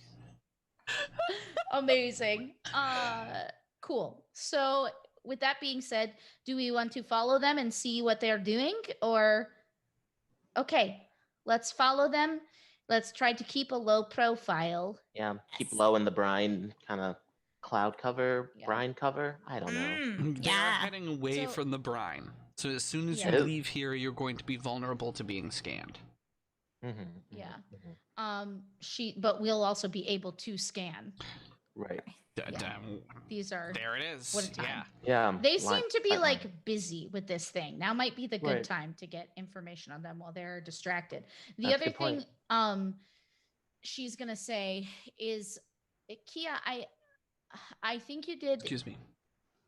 I think it's good that you wanted to give this thing a chance back there, but I think the most we can do for it is to end its eternal suffering. Both of these creatures were raised from the dead. How do you know that, though? It's clearly undead. How is it clearly undead? Okay. We've So I'm encountered not so good- many. I'm not good at like creatures like you. I get it. But I'm going to tell you what I saw, and then you tell me if I'm reaching. The last time we were here, we saw the Sneasel's giant skeleton. Yes? Yes. Then whatever this magic that happened at the stronghold was, caused a giant shadow Sneasel to appear, and there were some crazy conductive crystals left at the scene of the crime. Well, it wasn't as much as a shadow Sneasel. It was a humanoid shadow thing. So it could be a godlike presence. Okay. But I still think that whatever I think there's some undead situations going on here. I mean, when you pulled it away, it was so cold. Yeah, it's made of the same material, that kind of nitrogen, cold, crystalline stuff we found on the Sneasel. It was mummified. Right. There are some weird things out there, Amaruk. And if it's not hurting us, and if it doesn't seem to be in pain, I'd rather not get It's involved. clearly not happy. You hear the sound of explosions. Example number 1 of not happiness. Well, because it's Klein Tech and they're asswipes. Let's go. Let's just follow them and see what they're doing, and then we can decide from there whether or not we interfere in this lovely creature's life. If this creature was raised by the same magic that did what happened back there, it could be what is standing between us and finding our friends, Kia. I just want you to keep your head in the game here. I know you care about that. I'm just saying that we can get information from things that don't necessarily speak our language. Sure. That's fine. I'm just saying that in order to undo what has started to happen and connects all 3 of these planets, these creatures might have to be made right. Kia is like sulking in the corner, like all arms crossed, like looking everywhere but Amaruk. And she kind of just like eyes still raised to the ceiling, a la 13-year-old. She goes, Caster, just follow. We're not making any decisions until we have more information. Some of us like to know things before we act. Sure. Caster, I'm going to join you at the cockpit, and just there's a new screensaver that's really interesting. You focus on that. I'll focus on the pursuit. Just sit on the booster seat. Engage. And here we go. And I've put on some lo-fi hip-hop for some of us on board that need to take a moment. I am uncomfortable with the energy we've created in the ship today. Your monogrammed Snuggie is prepared for you. How are our Vlaka friends doing? Where are they? They're just chilling in the back. They watched you guys come on, like, wide eyes and kind of look at each other, and, like, they've taken up guard positions at the entrance to the to the cockpit, and are, like, kind of, like, looking at Kia and you back and forth. Chomo kind of, like, tries to make eye contact with you, Amaruk. She double takes. Yes? Oh, whoa. That is... Oh, I'm just making sure that you do remember what happened between you. No, I remember. Great, because... No, I totally remember. This character is wondering. No, she like does that double take that's like, I'm very busy, but yes, I see you. Like, what? Then she make it's a, yeah, absolutely. I don't think you need a sense motive check. Yeah. Yeah, no. Yeah. And then she just sort of like nothing, first claw. She sort of like her tongue hangs out a little bit, and she like and then like smiles at him secretly, and then goes back about her business. You hear gross from the corner. You're gross. You're gross. You're gross. You're nasty. Mark blasphemy is it. Scanner's online. Yep. Mark interrupts. Ahead, as you guys like crest the top of these vats and leave behind the like electric like pulsing of the hyperbrine in this plant, you can see that there is a field of destruction. The 5, I believe I said, ships have all been knocked out of the sky, and in the distance you can just see the retreating ass of this creature. Oh my god, he won. Oh. Okay, well, let's go see what happened. Let's go inspect. There are like distress signals just like blaring off from all these ships. Is there any information we can get about those ships via scanning? Absolutely. What do you want to know? Oh gosh. Yeah, make my computers check, and we'll see how well you do. Yeah. Stabby, thank you so much for that subscription. What? You're the best, Stabby. Y'all are doing a hot sub tonight. It's a 33. 33. Fantastic. All right, ask me some questions, y'all. Yeah. Okay. So, I guess vital signs. First of all. There's a lot of survivors. Good to know. Yeah. Annoying. There are Jesus. Yeah, there's about 690 survivors. 69. Nice. 690 survivors? 90, yeah. 90. Wow. Okay. All right. Good to know. What can I learn about their weapon system? Yeah, there were 2 destroyers. Jesus. One of whom has just like barely managed to limp to the ground, it looks like, and made kind of an emergency landing. The other one was, it looks like it was bashed nearly in half. And craft are exploratory. They look from scans to be fitted for relief work. And then the final ship is it looks like it's a luxury freighter. Because there's only one type of person at Client Tech who would have that. Don't you sip your GM's beverage so snidely at My me? GM juice. GM juice? Amazing. I need a shirt that says that. I know, GM juice. Amazing. So Amaruk is going to no, I'm gonna say a stay sidereal influence with sense motive, I think. Okay. Yeah. Great. So I guess we need to decide how we're going to approach this. But I think we should arrive on the scene, because if they find out we were here later and they now have time to do so, and we didn't stop to help them, they could use that against us. Diplomatic leverage is always good. Yeah. Exactly. I want to know why they came with relief ships. What kind of relationship do you think they had?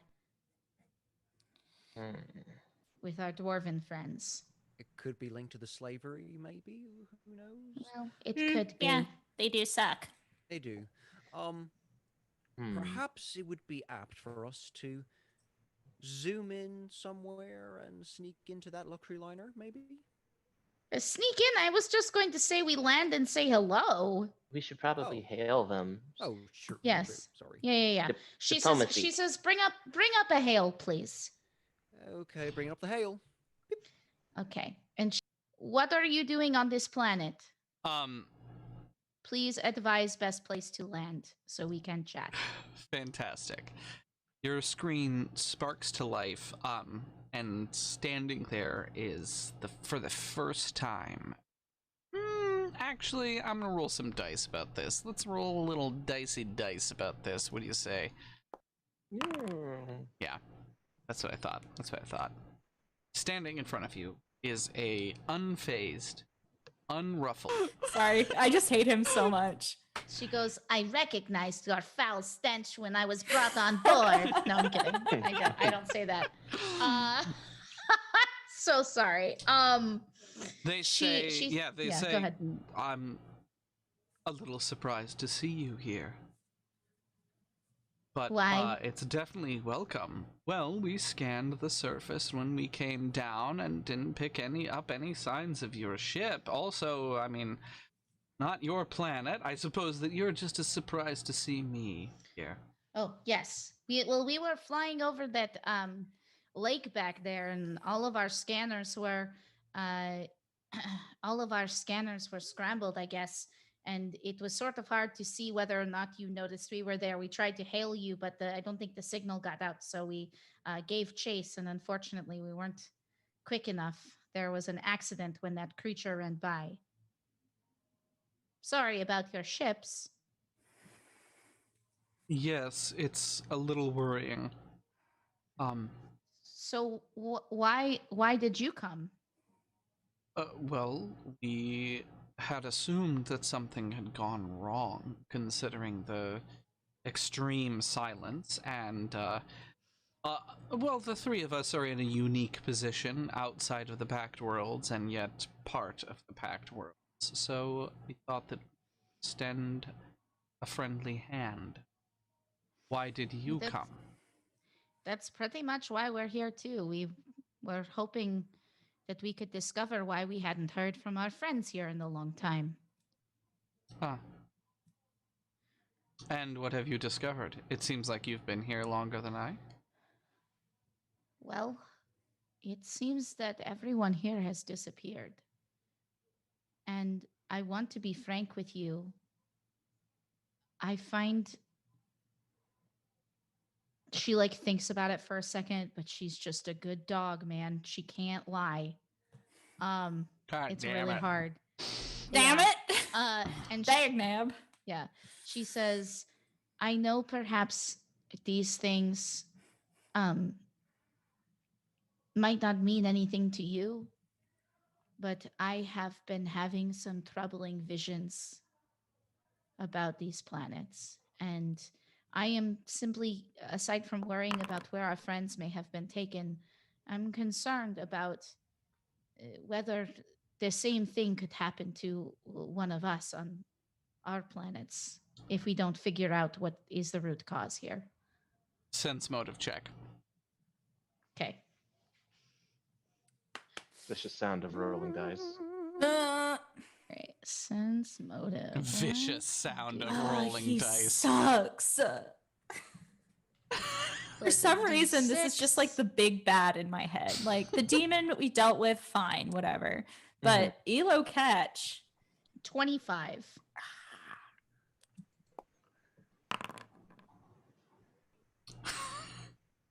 Okay, Elo.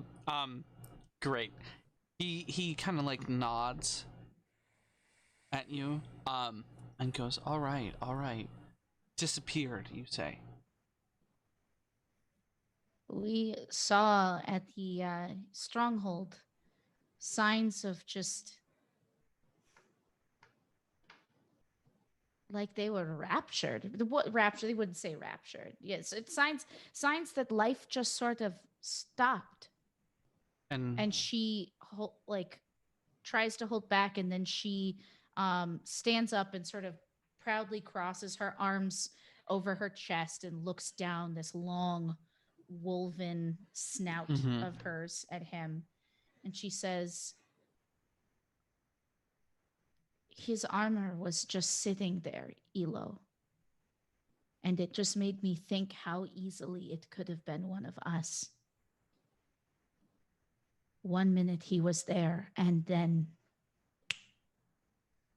they were all gone. What kind of fucking thing does that? I know we all keep our secrets from each other, but if we don't help each other right now, we won't have time to fuck with each other later. Amaruk, I agree. Absolutely. I'm sure that you've seen the relief chips that I brought with me. Yes. It's important to stick together in times of great trials. So tell me about your vision.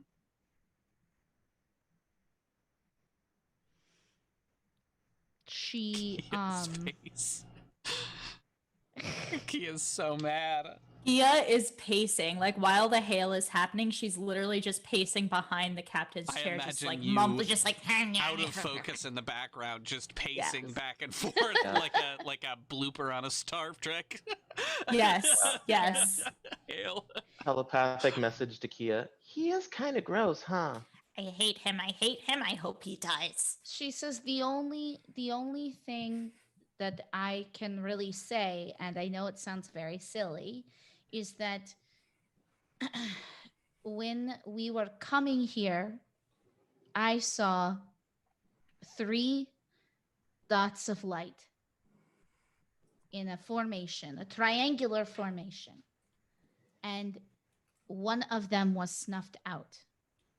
And when we placed that sort of imagery on top of the map, the star map, Jabby was able to determine that, in fact, it was a perfect comparison to the placement of our planets in this system.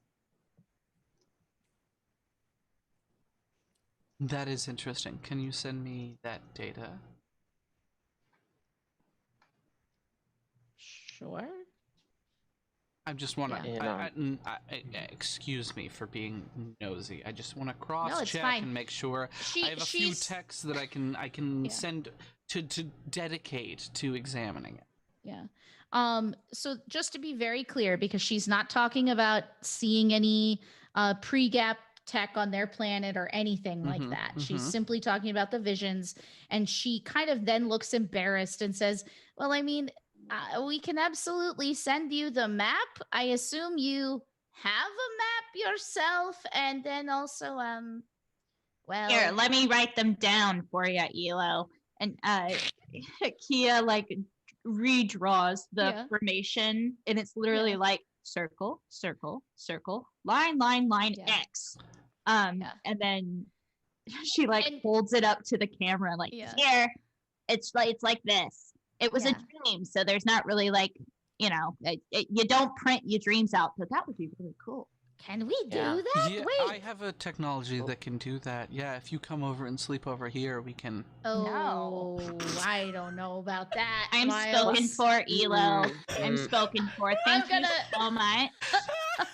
I'm gonna awkwardly welcome our new followers and subscribers to the chat, because I don't want to touch that with a 10-foot pole. Hello and welcome, Abby, and thank you for that sub, Ellie. Follow Abby, and thank you for the sub. Jabby is very interested in this tech. Let me avoid this role play with not role play. So yeah, she is going to sort of furrow her brow and say, we'll have to consider your offer. You'll understand if I'm a little bit squeamish about letting you inside my head. Sure. Absolutely. So what about that creature? Well, Kia, why don't you tell Mr. Ketch what you think we should tell them? Well, this creature is, it seems to live here. and it's pretty great, Mr. Catch.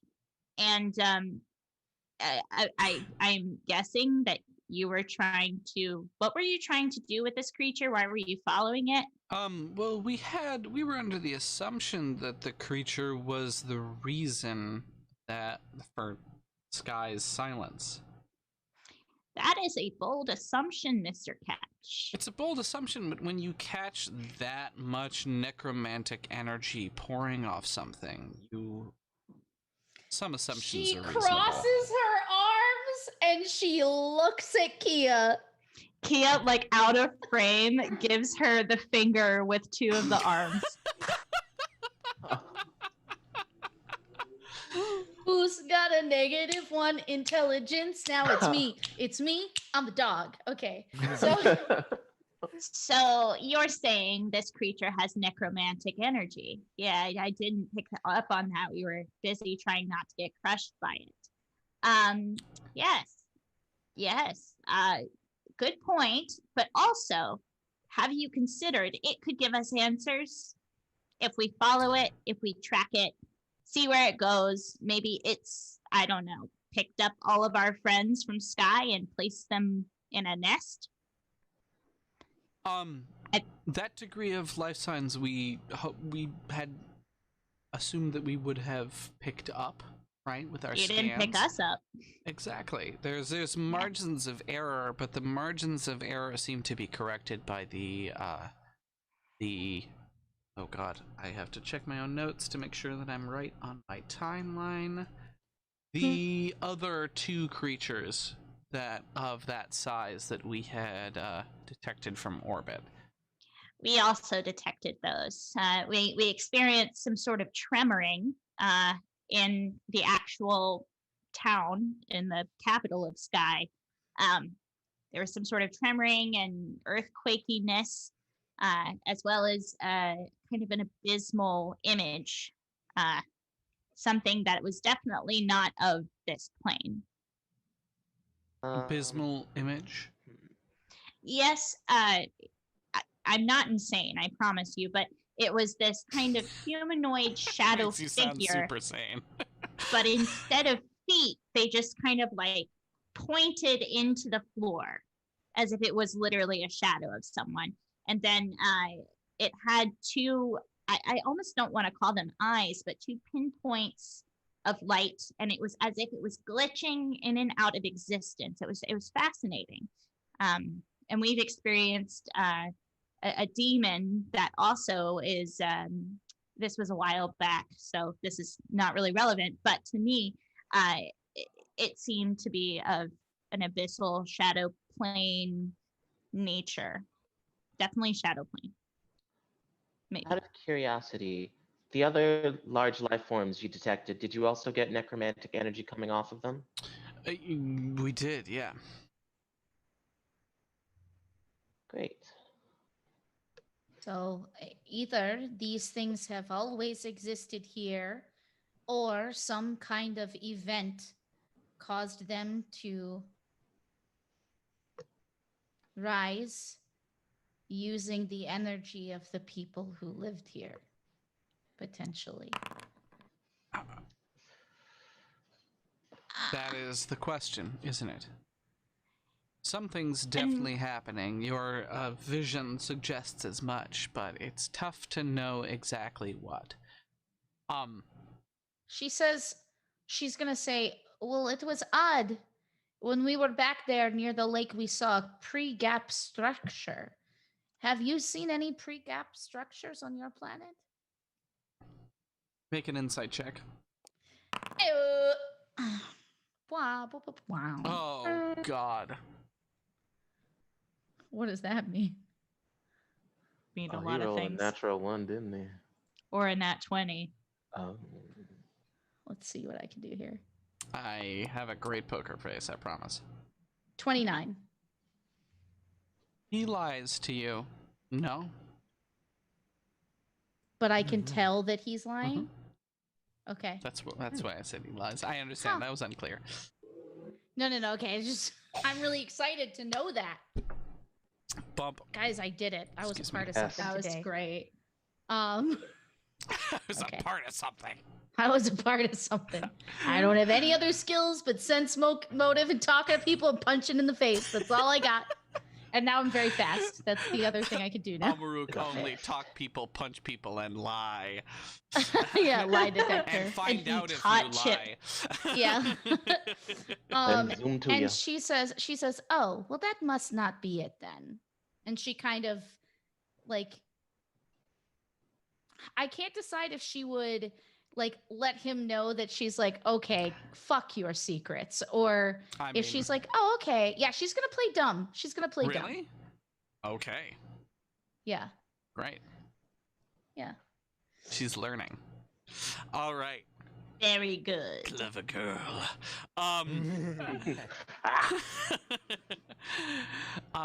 He says, fascinating. A lot of I mean, it makes sense that they would have been eroded by my, well, my planet has some of the most erosive landscape possible, right? And it's, the thing, what we're looking at is that a bunch of the ocean was not there a long time ago, is a lot of what the geology suggests.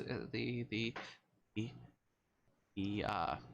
planet-spanning ocean is a fairly new introduction, comparatively, at least. So it makes sense that they would have survived here. Perhaps there are some deep underneath. I have to write something down before I forget it. Oh God, what are you writing down? Can I know? Yeah, I'll tell you guys. Let me tell you. Welcome to this week's broad sweeping assumption. What if whatever gate there is between this world and Elo's world is at the bottom of the HYPERBRINE? And the reason that it's so salty is because so much of the water escaped. But that doesn't make sense because that would take the salt with it. That's a really dumb assumption. But no, but like, what if the water that's like when you have what if the and then HYPERBRINE is stuff, like it the gathers at the hair bottom. at the drain, the drain? Yeah. It's One the sediment at the bottom. important thing that even your intelligence, Amaruk, would figure out after a little bit is that even your that's the most savage thing you've ever said to me. Continue. I mean, it's in the negatives. It's fine. Yeah. The gate on your world was underwater. Yeah, I know. That's why I'm saying these things. The gate on the gate, how do I put this? The gate on your world was actually not underwater. To the gate on Elo Catch's world, which was underwater. So if water passed freely through... Oh, you're right. Then we would have more water on our planet. You'd have extra water. Bonus water, if you will. You're right. Bonus water. You're Plus right. one water. This Free has water. been Free water. Anne Richmond's sweeping accusation. I love that podcast. Now, whatever episode this however, is, 40 something. for your -1 intelligence, which sometimes is a good thing, something could be broken about the gate. Yeah. No. I'm not telling you whether it's a true or a no true. Yeah. I mean, that's all. That's all I was going to write down. These are not things. Diving, hyper-briving to go. Jill Anderson says evaporated brine leaves super salt. Yeah, so if it's evaporated somehow into the gate. Oh. Yeah. Thanks, Mom. Because of all the heat. Because remember, on our planet, it wasn't radiation with that demon thing. It was heat. Yeah. All right. I think anything is possible. We're reaching now. I think we need to refocus back on our NPC. Okay. She says, so what should our next steps be? Should we meet? I think that we would love your assistance getting our proverbial shit together. And then I say that our crew uses the hovercraft that we had on board to bring as many resources as we can over to the Hollow of Sky, and we'll set up there and make a little camp there. The Hollow of Sky? I call it a hollow because it's a hollow in the ground, right? Right. The city, right? Yeah. And we'll make a camp there. Is this? Have you been? It sounds like you've been to the city. It's safe. Yes, we came through there because we figured that would be a good place to start, and we did. That's where we noticed that nobody was there, and we do have to warn you that there's some sort of creature there too. So I'm not sure how safe camping there would be. Okay. And some dog-like friends that you may encounter. They've kind of taken over areas of the castle. They arrived on the planet when no one was there. All right. So we have to choose lesser of two evils. On the surface, with the gigantic necromantically charged beasts, or underneath the surface with the shadow people. I have only encountered one of these two, so I would appreciate your counsel.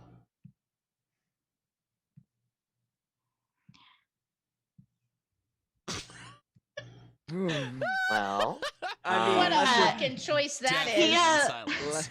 the shadow people didn't take out this many ships all at once, so maybe they're better Yes, but to deal with. you at least know where the necromantic monster is, she lies. I mean, honestly, that's a great point. So, is that a cat? Sorry. That's a cat. Yeah. That was a cat Yeah. that you were telling to get down. Shoo! Yeah. Can we all psst at it? Yeah. Everyone psst the cat. Psst. Psst. She's gone. She's gone. Damn it, Lily. So sorry, what were you gonna say, Miles? I mean, that's a great point. That we'll always know I don't where know the what you're creature lying is. about. Like, yeah, like it's easy to see coming. I'm just saying this because I want him to get stomped on and I hate him. Great. Yep. It's still a valid point. He takes it. He says that's actually complete. They take it. Excuse me. That's actually completely reasonable. Yeah, absolutely. We'll settle on the edge of the sky geode. Oh. Okay. Do All right, you we'll come- have any plans? There's disappeared people. We don't know where they went. The planet seems to be There was another changing. signature not far from here. Well, far from here in that it's in another area of the planet, but we're pretty fast. And she like puts her hand, like taps Caster like affirmingly on the shoulder, Mhm. like because like they're in charge of how fast we are now. Yeah. As the pilot. As And the she says, we're pilot. pretty fast. We could probably zip over there and have a look and scan if you think that would be helpful. Yeah, absolutely. There are two. Oh my god. Foundry Game just decided to roll every single dice that Amaruk has rolled all game. Oopsies. Oopsie They're just poopsie. piling on. All right. So yeah, there are a couple of them actually, right? There are two of them specifically. You guys have been at D over here. Oh. Hey, New York. Oh, so sorry. Welcome to Oh the my gosh. podcast. Oh no. I hope everyone's okay. Is anyone on fire? No one's on fire in this group, at least. Just inside. There you You have okay? it. Okay, just checking. There's to the east, right, also on the edge of the HYPERBRINE, there is one of those structures that has emerged from the ground. And then to the west, in this massive, calling it a mountain range kind of does it a disservice because it is just this huge formation of mountains that covers a good, probably quarter of the planet. There is a formation, and also very close by, a life form. Unlife form. Cool. Yeah. So Elo says, all right, well, then I think that we should use our time most effectively. We'll clean up here and see what we can get. Anything in particular that you think that we should bring? Bring It's to your camp? salvage from our ships. Yes, you've been Oh. here longer. I just want... I have would gotten say- this far by asking questions, not by making uninformed decisions. Kia makes a throw up sound in the background. Yeah. So she's been like in kind of a neutral state, which for Amaruk always means that like her tail's not like viciously wagging, like excitedly back and forth, but it has been kind of like swinging, and it just stops when he says that. And she says, well, you should bring these two fingers because fuck, I'm kidding. She says, I don't know. What do you think is most useful, Kia? Well, you'll probably need Gabby? something to eat because all of the food that's there has been sitting on the dining room table and rotting for about 2 weeks, and all of the chihuahuas have salvaged any, I guess, remaining food. So I think you'll want to bring any kind of magical protections you might have. And any sort of small arms, if you have them, obviously, just because we don't know how to deal with these things. If you, I would bring whatever ships you have with you that can fly and use them as bunkers. Nothing's airworthy currently. Well, So before we'll leave, see what we can do. we can probably help you with that, right? They're pretty big ships. It's going to take some time to get these suckers off the ground. Don't worry about it. We'll just go set up camp and we'll work on getting something going in time. In time for what? In time for the next disaster. Who knows? But all right. We'll make sure to bring food. Thank you. Wow, he is such an asshole. And he clicks off. She goes, food? What else could we have told them, though, honestly? I mean, I don't know what he wants from us.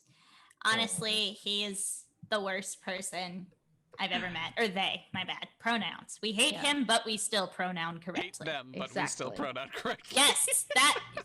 Damn it. Shit. We hate them, but we still pronoun correctly in really the Kingfisher. Here's the question, or a question. I don't understand why they would be so, like, what are we supposed to know? I mean, what did I really leave that much out for? You didn't. They're just a leech for information. They're a total leech, and that's how they got where they are. Also, I think I'm pretty proud of myself. I kept all of our information about stuff to myself, except for the dream stuff, which is like basically nothing. And I really just said it to try to get him to talk about stuff. And you know what? And her tail starts whipping vigorously, and she jumps a little bit in the air, and then she goes, "He was lying. I could tell." About what? He knows that there's pre-gap tech on his planet. He knows. He's seen that. And she goes, "Ow!" Like she just gives a howl of excitement. She's like, "He really is the shit lord I thought he was." Yep. Or sorry, they were. God damn it! Right? I didn't know their pronouns were they, them until tonight. Yeah, it was beginning of second season that we addressed it. Oh God, I'm sorry. It's okay. I'm so sorry. We really haven't addressed them. I'm gonna try and remember also this. sure that I've fucked it up. Okay. We're gonna do it though. We're going to get them correct. All right. So where are we heading now? Let's go have a look at this other site and see what other creature has Which other site? There are two places I've given you. The non-mountain range one. Pingdom and a pingdom. C is mountain range and G is not mountain range. Red is for creatures. Okay. Blue is for structure. Let's go to G. Great. Which one? Where is G? I cannot. It's the far right on our map. You know what? I can do this for y'all. Boom. Everybody's attention gets drawn to there. There we go. Oh, very nice. Excellent. Fantastic. And is there a creature by G? Or There's no? not. The red letters are for creatures. I- Blue letters are for new structure things. Gotcha. Well, there are no very large undead things in this area, so it has my vote. Isn't We'll take her down. Okay, great. So let's go see what structures are there. Or wait, didn't we say we were? I'm sorry. I'm so confused. You guys weren't really specific with Elo, so you can do whatever you like. Okay. Mm-hmm. My intent was to go look at the other creature. You're telling us that there were 3 hotspots, the one that we're at and these 2 other ones. But I feel like you just said that there wasn't a creature over at G. There is not. At C, there is a creature. At C, there is a creature, yes. So then what did we find at G? Just more structure? There's another, not like, so the blue are new structure. The cause of that seismic event were some kind of structure erupting from the ground. Okay. Well, let's go have a look at 2 then, because I do kind of want to know what that could have been, because we've already seen one undead creature. Great. I want to know what other things might be at work. Heading to the east, right? Yes. Yeah. Right. So the Kingfisher whips around and zips off over the terrain. Below you, the salt flats to the north of you turn into these... A forest is a weird word for them, right? They are... They look like they're made of dry, kind of tree-like plants that grow up out of the ground. They're not green at all. They're more just like trunks with branches that kind of stretch out, almost like the root system of a mangrove, out across various different places, right? Creating these like brief little slightly shady canopies for miles and miles and miles. But eventually you surpass them and head towards this little islet where G is. Now, ahead of you, this... I'm getting my notes right.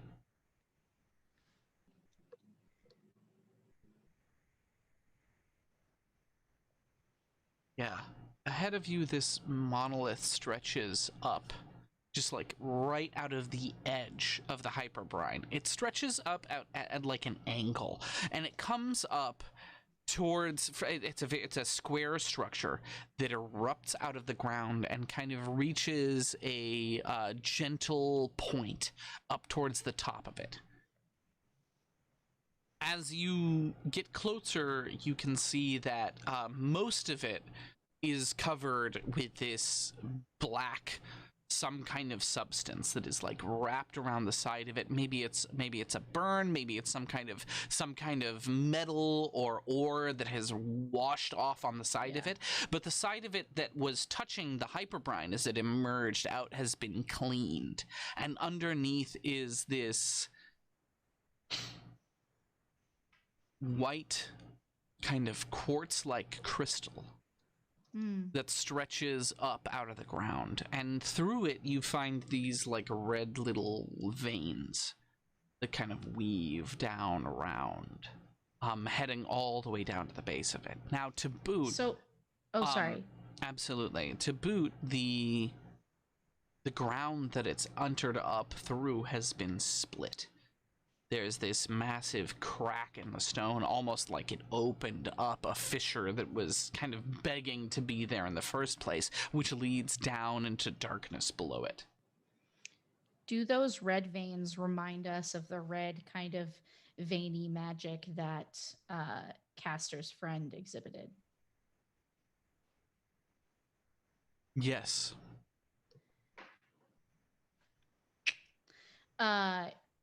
Castor, is this anywhere near the point on the planet where you saw your friend phasing in and out? No. No?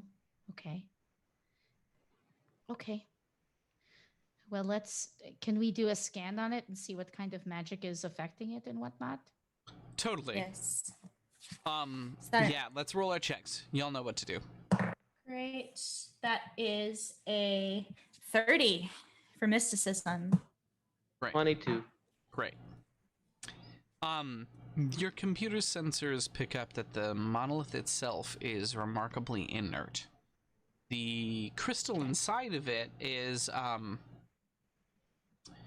where the oh god, I came up with a name for the kind of crystal from last time, and now I completely forgot it. Who can remember the crystal that we introduced last time? Let me pull that up. So sorry, I have it. Oh. I was like really proud of it because it had Latin roots, and that's why it the did. Tenebrous. Yeah, Tenebrous crystal. The Tenebrous crystal Yeah. stores energy. This crystal is a conductor. Oh.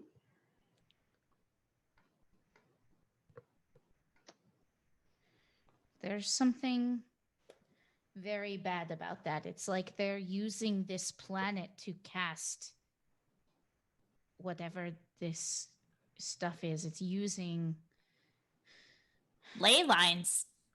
Yes. Planet's an arcane focus? Maybe. Maybe they all three were. They're all somehow related to each other. Can- They all have... I'm hesitant to say they all have temples, because we don't know if this planet has a temple, but we know that ours did have several, and we know that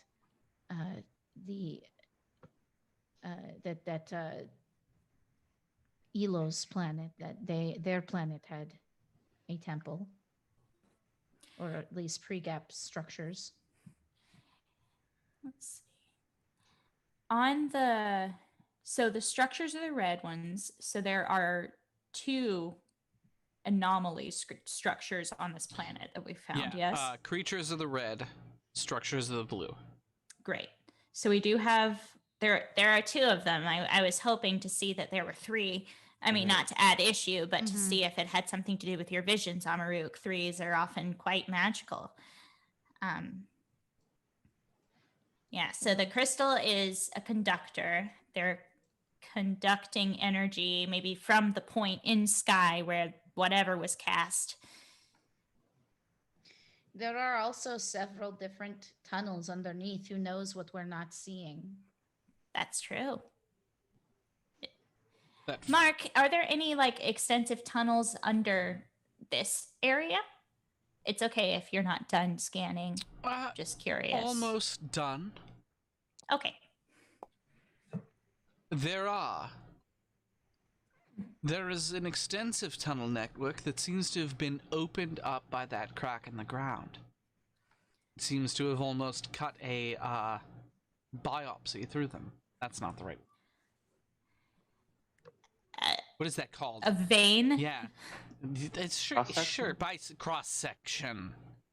Yes. So Dex. I know this might be a dumb question, but I realize that this happened recently, but is the design of the monolith a pre-gap design?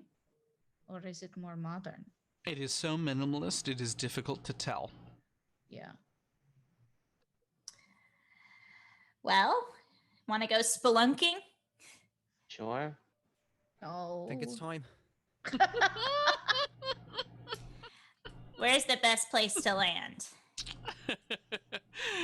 My group loves the shit I threw at them. So good, so good. So you guys pull down and land right at the edge of this fissure, right?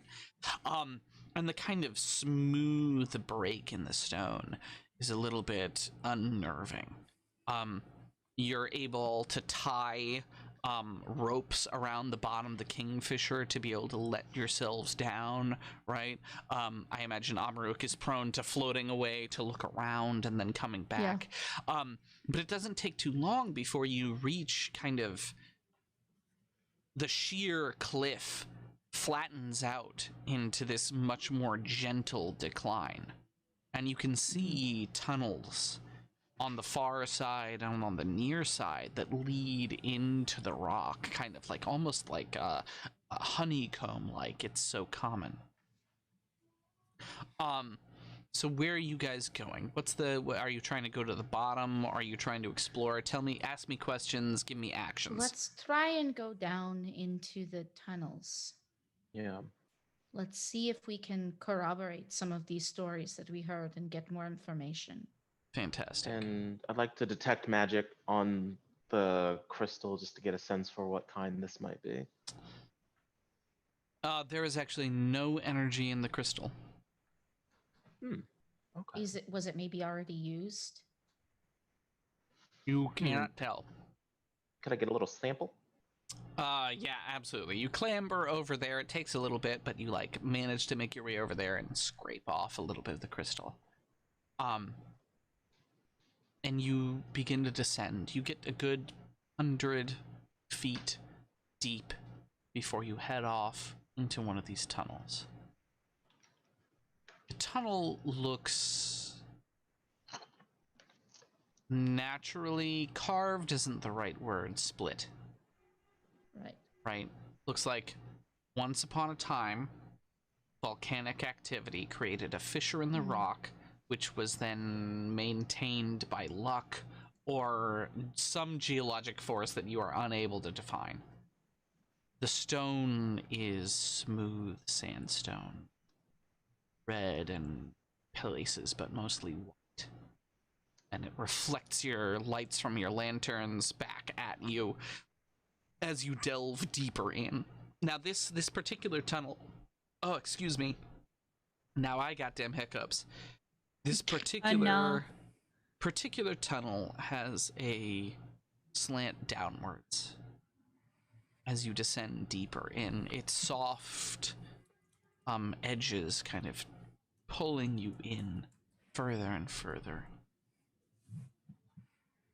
And as you go a little bit deeper, you reach a slightly larger room. Here, as you emerge into it, a soft growl.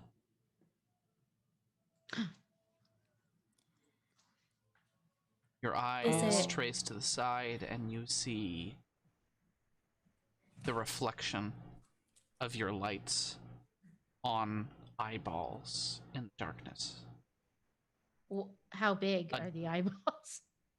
They're fairly large, about a dozen different sets of eyes.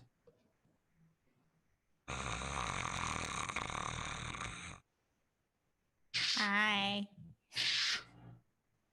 Feet, large padded feet, pad their way closer into your vision as these almost lion-headed creatures with 6 legs pad their way to your sight. Now, they look like beasts, right? They have long, almost horse manes leading down their back with golden white fur protruding from the side, draping over their shoulders.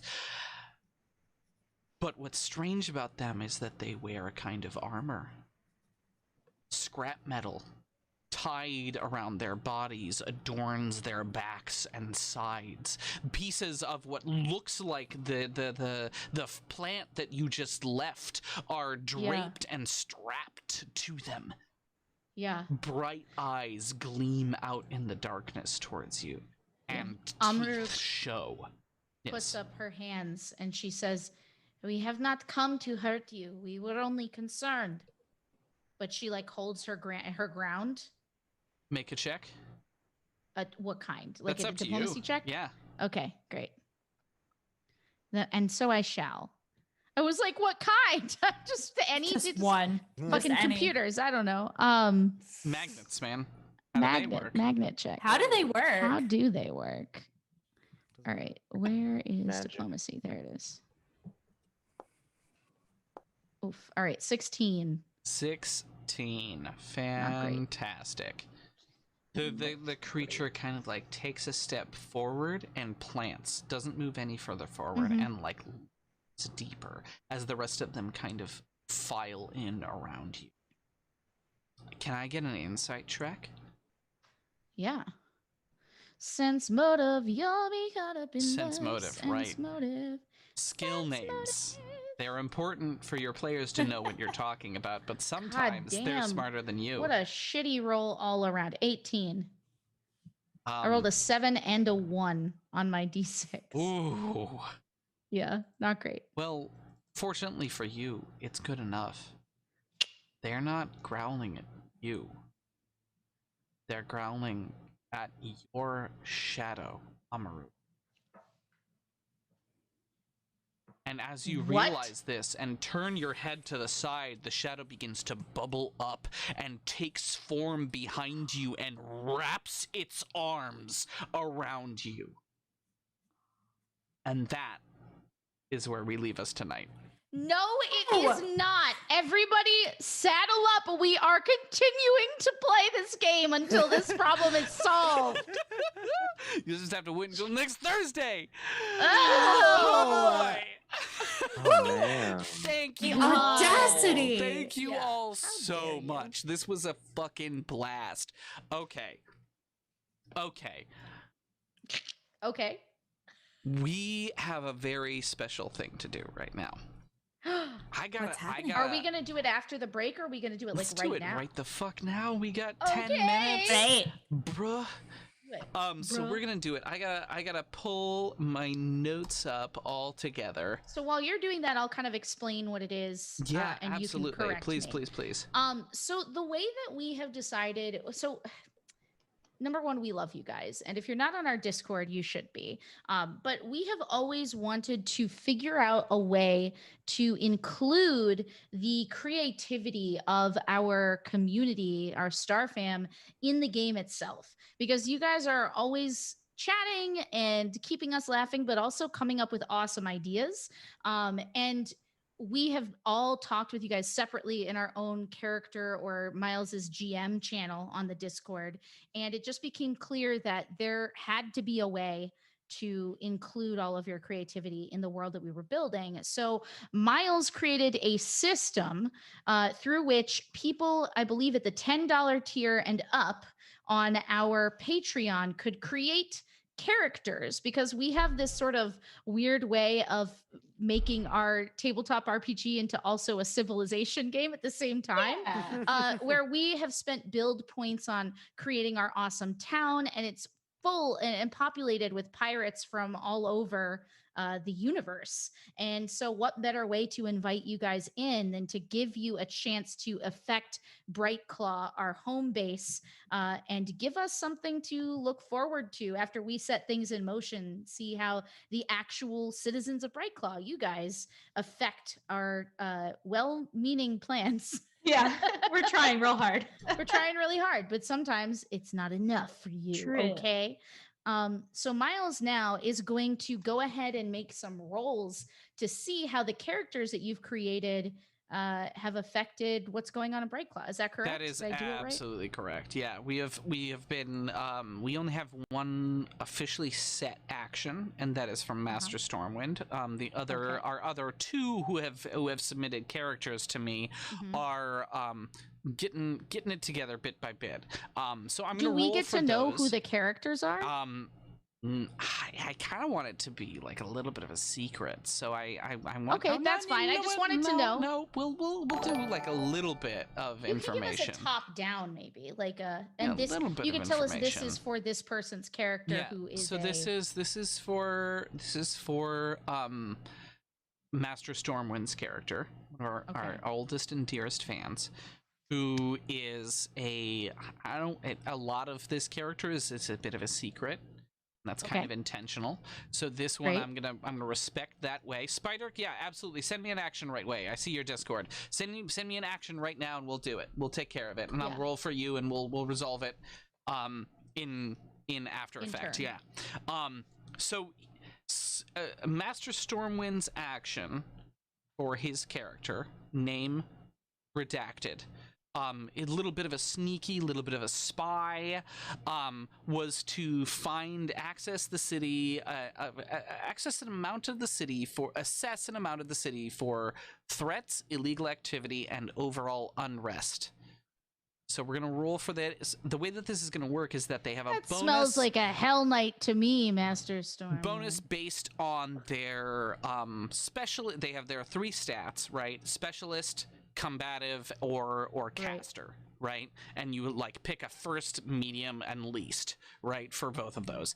This character, being a spy, is obviously a specialist, so they get a bonus for specialist, and then they also have a keyword. They have 2 keywords, and if their keyword fits into the action that they're taking, they get to roll with advantage. So their investigative investigative keyword fits into this very neatly. So they'll roll with advantage with a +5 bonus. It's a 15 natural dice to start and an 8. So it's a 20.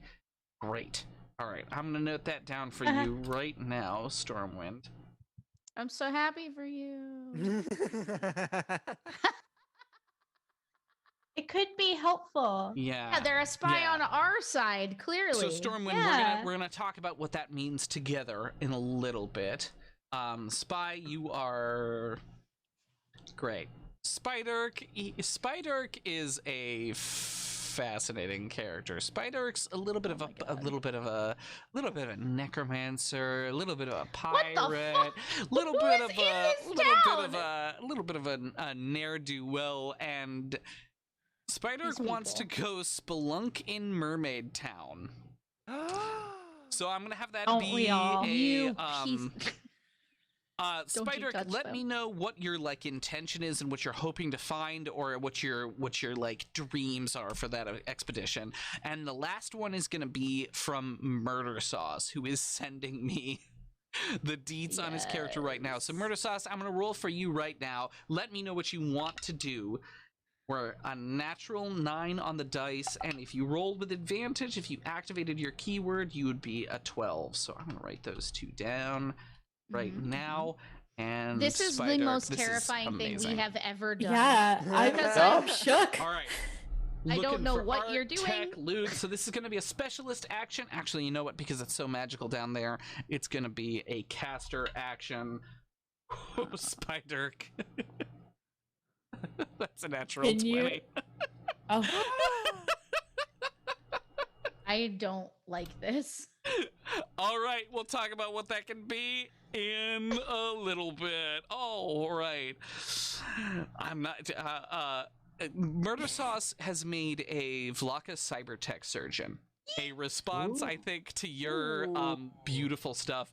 Murder Sauce... So, Murder, you can let me know what you want to do later, and we'll take care of it, right? And we'll kind of do it in the background. But in the meantime, thank you all. This is going to, all of these events are gonna, the idea is twofold. One, you get to have a character that does stuff and grows and gets bigger and better and more interesting as they go along, right? And then two, you get to have another way that you get to directly affect the story. Now the story, obviously, going spelunking in Mermaid Town might not have a direct effect on the story right now, but the stuff that Spider's character might get from that trip may feed back very importantly into the story. Especially with that natural 20 I'm sitting on. Oh boy. Look at that, everybody. Woo. Oh Fish. boy, oh boy. Pretty. Getting fishy. I am ready. All right, everybody. We are going to take a brief break. We will be back to talk about stuff. We came up with our question for this time. It's your job to come up with the rest of them. But our question is, what Guardians of the Galaxy character are each of these for? Yeah. All right. So we'll be back in a moment, and we'll see you very, very soon. Don't go anywhere. And if you haven't followed already, follow, for God's sake. And if you haven't checked out our Patreon, check out patreon.com/StarfoundPod and look at the freaking... Look at the poll that I did for this week, and you'll get a sense of how important these polls are, because they are game changing every single week. All right, be well, everybody.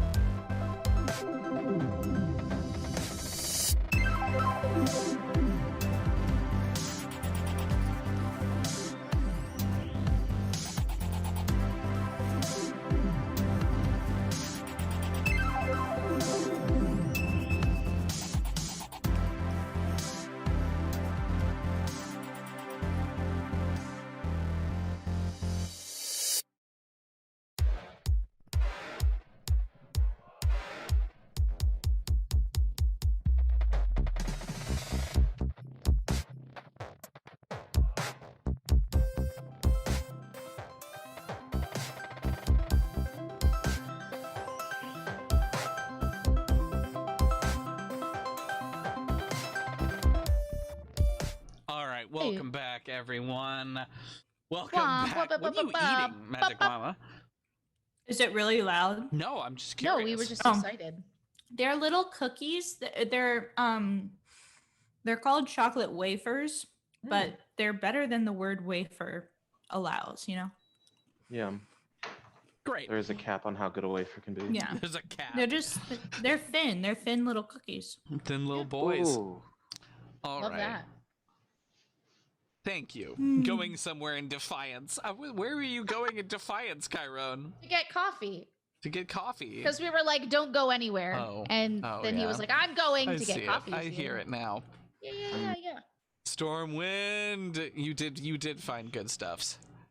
Listen. You did find good stuffs. Everyone rolled really, really well. I'm I really vote interested. to tear down this new structure immediately because I have now become very afraid. No, I like it. I'm excited to learn. Like, is there a chance that we're gonna run into people as NPCs? Oh, Maybe. That's so exciting. That's good. Yeah. Oh yeah. That would be really fun. It's funny that we started this right when I low-key stranded you guys on Matchul Zeta, but it's okay. Yeah. That means we Well, then, just get no, to that's test it out. great. Yeah. That's great because they'll be able to do stuff, right? That will then have time to take effect That's what I'm hoping. Yeah. we go back, which will be really great. Okay. Shiz has a vote. Yes, yeah. exactly. Go for it, Amaruk. So his vote is Amaruk, part Peter Quill, part Drax, Jabby, Rocket, too easy, Castor, Gamora, which I agree with, Kia, Nebula. I see your Nebula, but I also want to remind you of Yondu. Yeah, I think Yondu is pretty good. No, you're Rocket to me. Beginning and end. Yeah. I need that guy's leg. Oh yeah, you're right. Yeah. That's you. You're right. I do not think I am Drax, and I don't think I'm Peter Quill. I think I'm Peter Quill, maybe in Guardians of the Galaxy 2, where he's like, "Who am I?" Like, I think that aspect I can get behind. You're Drax and Mantis. What are we doing? Mantis. Yeah, you definitely have a little Mantis in There's there. Mantis. Oh, Mantis, I absolutely. can get behind. I can get behind that. I think there's like the empathy side of things that is very. You're the emotional support captain. Yeah, I'm an emotional support captain. Yeah, I can get behind that. Right. I superheroes, man. Who are Okay, you so gonna what is- say what are for other people yourself, think? though? What was I gonna say? Mostly that I just don't really feel like she's them. Not to be like, I've made a wholly unique character that's unlike anything the world has ever seen. That's what you're not saying, what I'm just saying. to be clear, yeah. No, that's not what I'm saying. I just don't really care for Marvel stuff that much. Some of it I really like, and some of it I just don't like. I just don't care. The thing about Guardians of the Galaxy Is that and I'll it's leave perfect. it here, is that everybody wanted me to like it so much that in Defiance, I just sort of think it's okay. I have a bunch of art like that, yeah. Yeah. I have a bunch of art that's that way for me. Yeah. I hear that. So I really liked the second one more than the first one.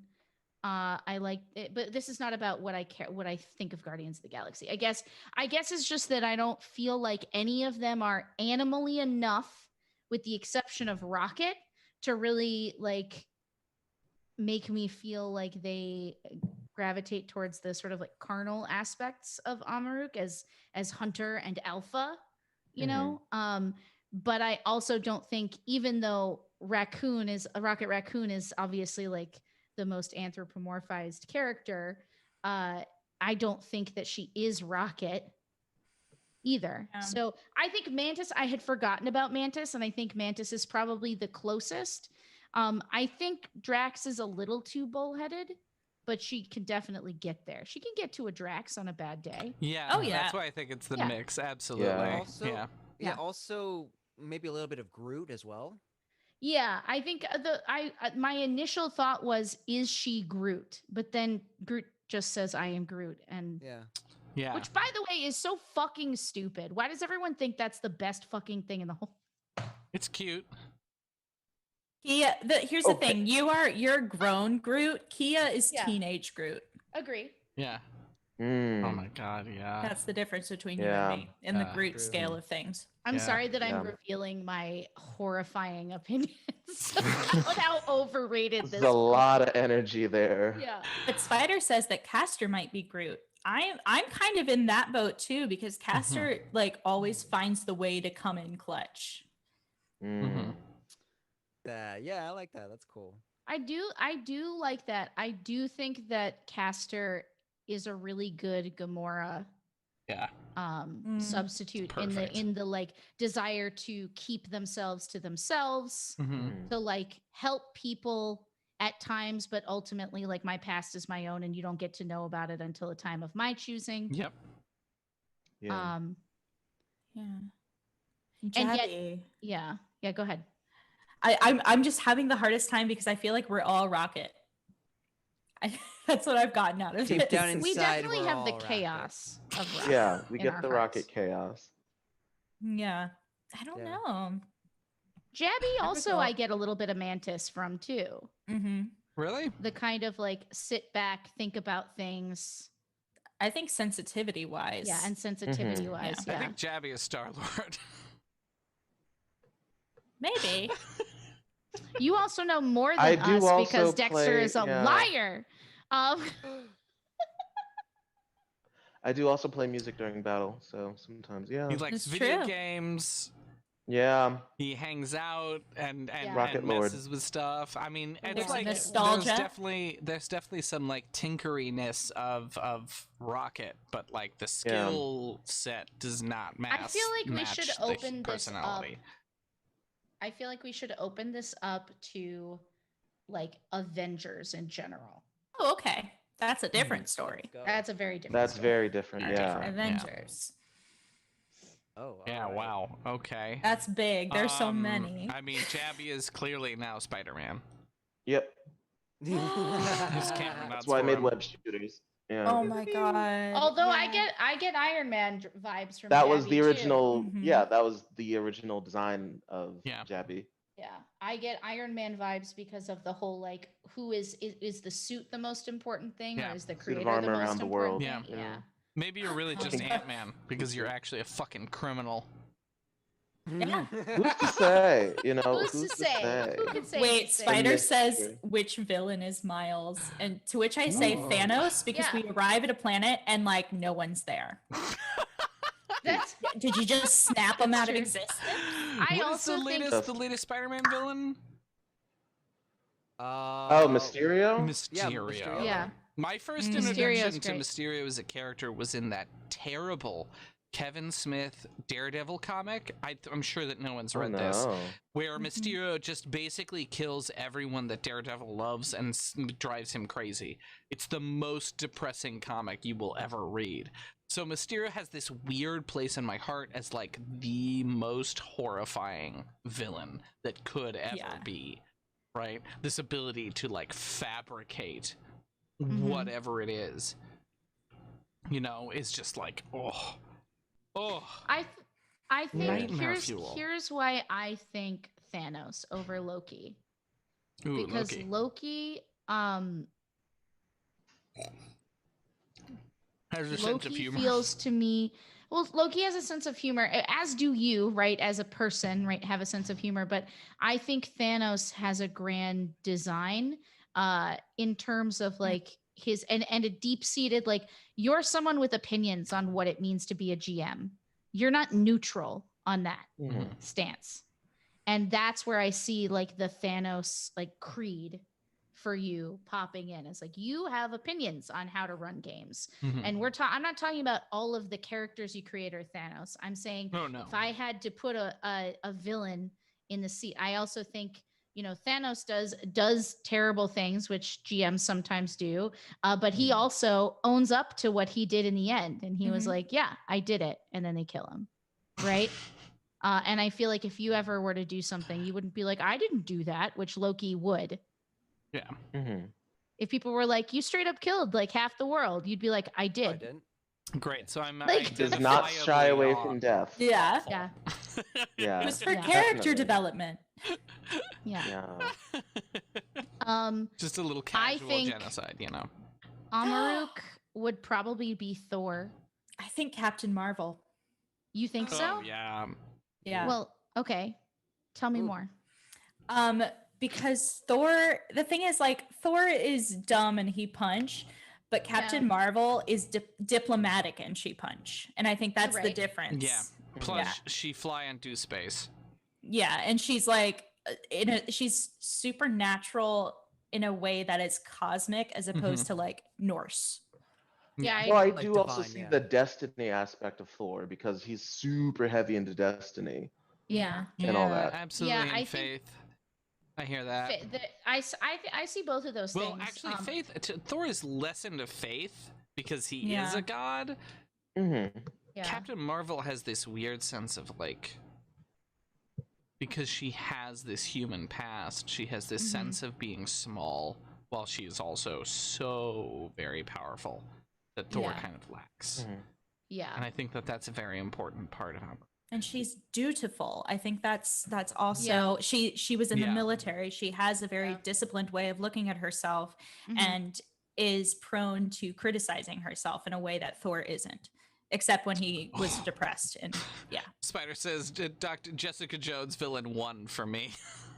I'm just David Tennant the and all purple the time. no, Purple he's boy, terrifying. He's terrifying. Oh, that was such a good it's the scariest Evil Doctor Who. scariest That villain first I've ever seen. season was so good. The second one was great too. I haven't watched the third Kilgrave. one. I love Jessica Jones. Kilgrave is dope.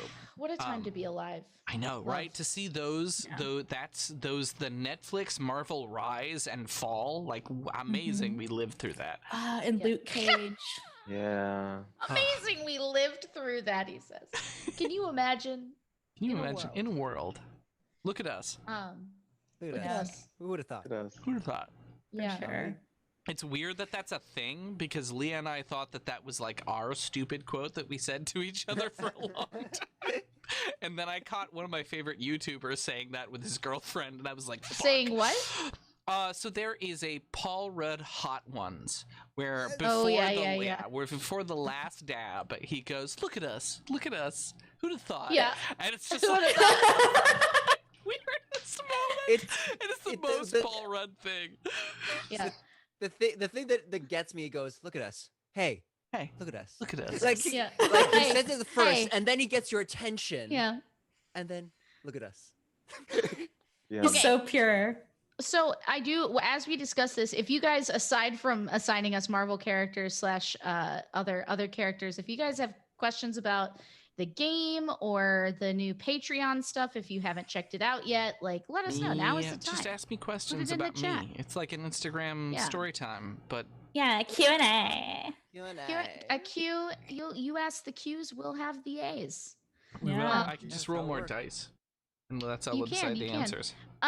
Guys, last week was PAX Online, and what a strange experience it was. Was it How was it? strange?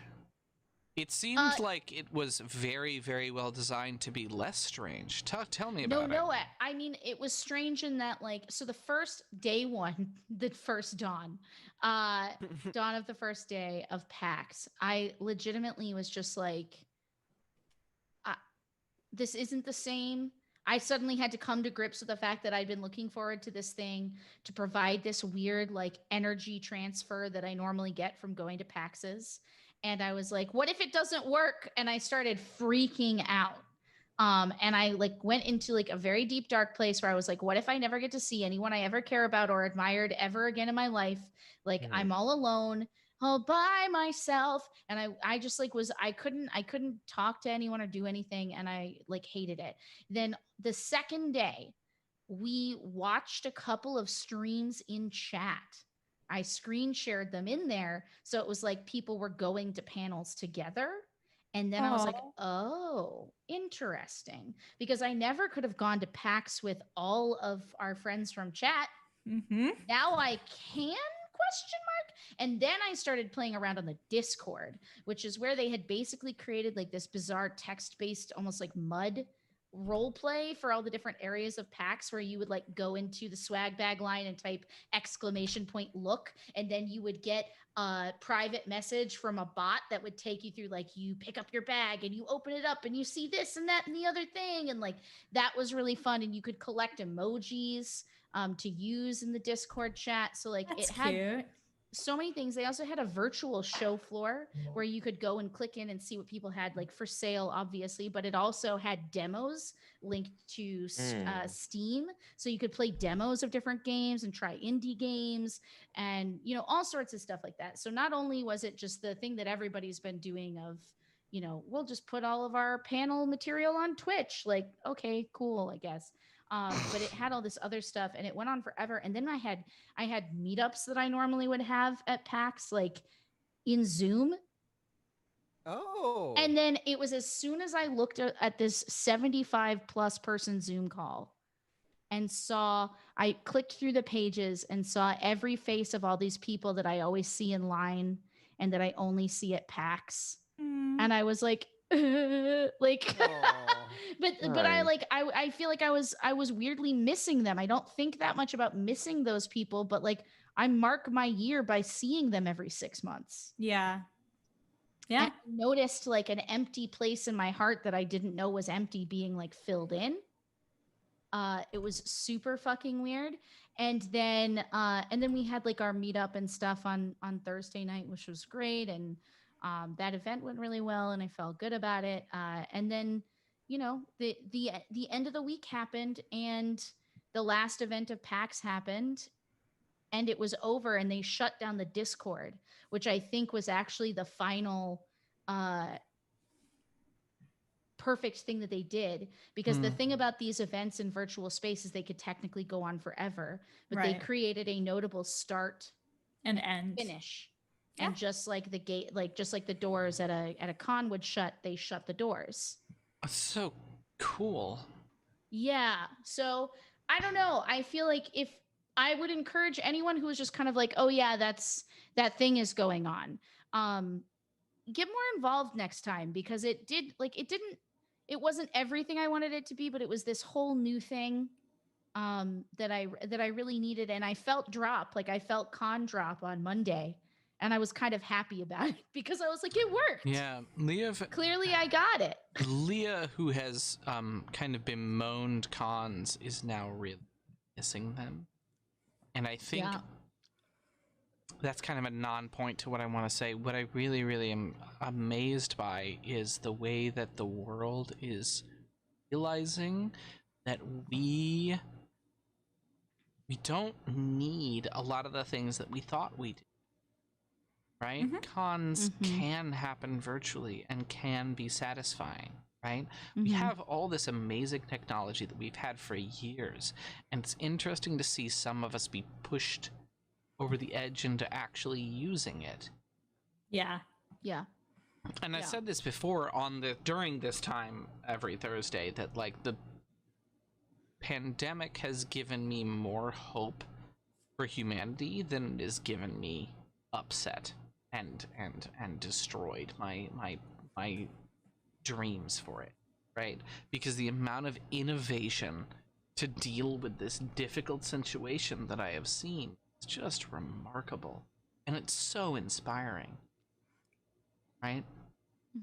I don't know, of course, I mean, the Penny Arcade has always been kind of, if they do one thing really fucking well, it's throw parties.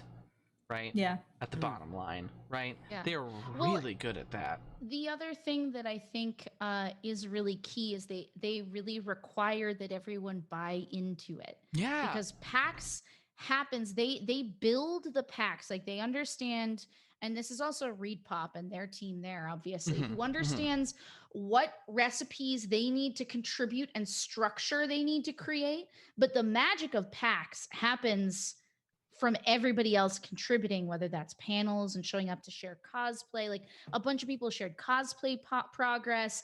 People were coming together and raising money for Child's Play, which we participated in a little bit as well. And they raised crazy amount of money. I can't remember what they said I think at the last PAX I was at, they raised like $20,000. At the end of this PAX, which was 9 days long and included charitable streams from us and several other people online that weren't like directly associated with Penny Arcade or PAX as a convention, but just wanted to like jump on and do it during this period, over $63,000 were raised for for that, and it was amazing. And actually, not to like keep shilling for Child's Play, but like it's just very important work that they do. I watched in our Discord with some other folks from our community some of the Child's Play panels about like what they're actually doing with that money and what they're accomplishing right now, which is very different from like years ago. And I was like, they bring games and toys to shelters and hospitals, like the research they've been able to enact and enable. They have like technology specialists at over 180 hospitals, like just like helping to set up the games. Because imagine one of the people said, like, imagine if you invited all the kids in the neighborhood to come over and play on your Xbox and then left. That's what having this technology in a hospital is like. So you actually need somebody who has the time and energy to go through and delete all the profiles and like get everything ready so that somebody else can enjoy it. Because if you just let that like go and go and go, obviously at a certain point it's all going to fall apart. Right. This is really so weird. Yeah. So anyways, Penny Arcade just went live playing Deep Rock Galactic. Yeah. That's a thing. That's a thing. Yeah. Amazing. Thank you, Anne. I super appreciate that. Yeah. I hope more people take advantage of that stuff, because I know we're all going through it in our own separate ways. We got to do whatever we fucking can to find joy. Yeah. That's real. What an interesting time, huh? What an interesting time. I find, I don't know, we all have so many different disparate needs, right, from life. And I obviously don't live alone, which I'm super grateful for. I find my joys and my hardships much, much more closer together than they used to be. Yes. It's just like sandwiched. What'd you get? Okay, one more. What are you getting, Magic Llama? Tums. I do want to make sure that we address the questions that came into the chat. They're two very important questions, and they're for Miles. Number one, they want to know how the doggo is. This question comes to us from Smoggles11. Oh, yeah. And number two, from Master Stormwind, how much does Miles want that DM Juice shirt? I really want that DM Juice. I really want that DM Juice shirt. Like so bad. But the question is it whiskey or is it coffee? Or is it both? Or is it both? Irish coffee? Or is it an Irish It's coffee? Irish coffee. It's Irish coffee. So the picture on it, go with me on this journey. I'm with you. I'm coming. Helena, I feel like you probably will have you can Yeah, I want to design it. Yeah. I feel like it's a cup of coffee, right? With the steaming, like the little steam things. Yeah. And then there's next to it is just one of those flight-sized bottles of whiskey. Just a tiny. So it's the mug, and then there's stuff coming out of it, and then there's next to it there's a bottle. There's a bottle of whiskey, because how else would you imply that there's whiskey in the jar, as they say? Well, I was thinking we could even create a label called DM Juice and like have it as like the paper thing that would go around a whiskey bottle or something. Also good. You could also put it on a mug. Yeah. I'm down. Who are we to tell other people what their DM Juice is? I'll design it if you're into it. Some people, it might be prune juice. I don't keep think you it's regular. that. I don't think it's that, because you got to hold it when you're a GM. Important things happen. You don't want to break the. Yeah. There's a website that's called DM Juice. What? I don't know if I want to look at it. Everybody's like they're like, we better buy this domain now. Like. The dog is really, really good. He's been really brave over the last couple days. We've gotten in a pattern where in the morning when Leah wakes up and he climbs out of her bed, right? Because she picks him up at like 6 o'clock in the morning. He gets to sleep with her. He rushes down the stairs with Leah and goes up on the side of the couch, and I pick him up and he sits on my lap and snorts contentedly for about 30 minutes. While I watch TV. He's a snorty boy. He's so snorty. The other thing that's happened is that he loves being down here, but we're really worried about him chewing cables, which he's started to show signs of maybe doing. So we're really careful about it. But today he made a big leap and bound of progress and chased a squirrel. While Leah and I were shooting some stuff out back, which was he's squirrel-sized. He is squirrel-sized, so he's chasing something his size. He is, I think, sexually attracted to dogs that are 4 times his size. Yeah, same. I mean, not dogs. Yep, I get it. And he is terrified. I like them TOL. Terrified of dogs his size. It's fascinating. The dog that he has been most interested in was a Rottweiler. That's because he's a protect. Yeah, he just loved it. He just wanted to get some of that, but he was too scared at the time. Yeah.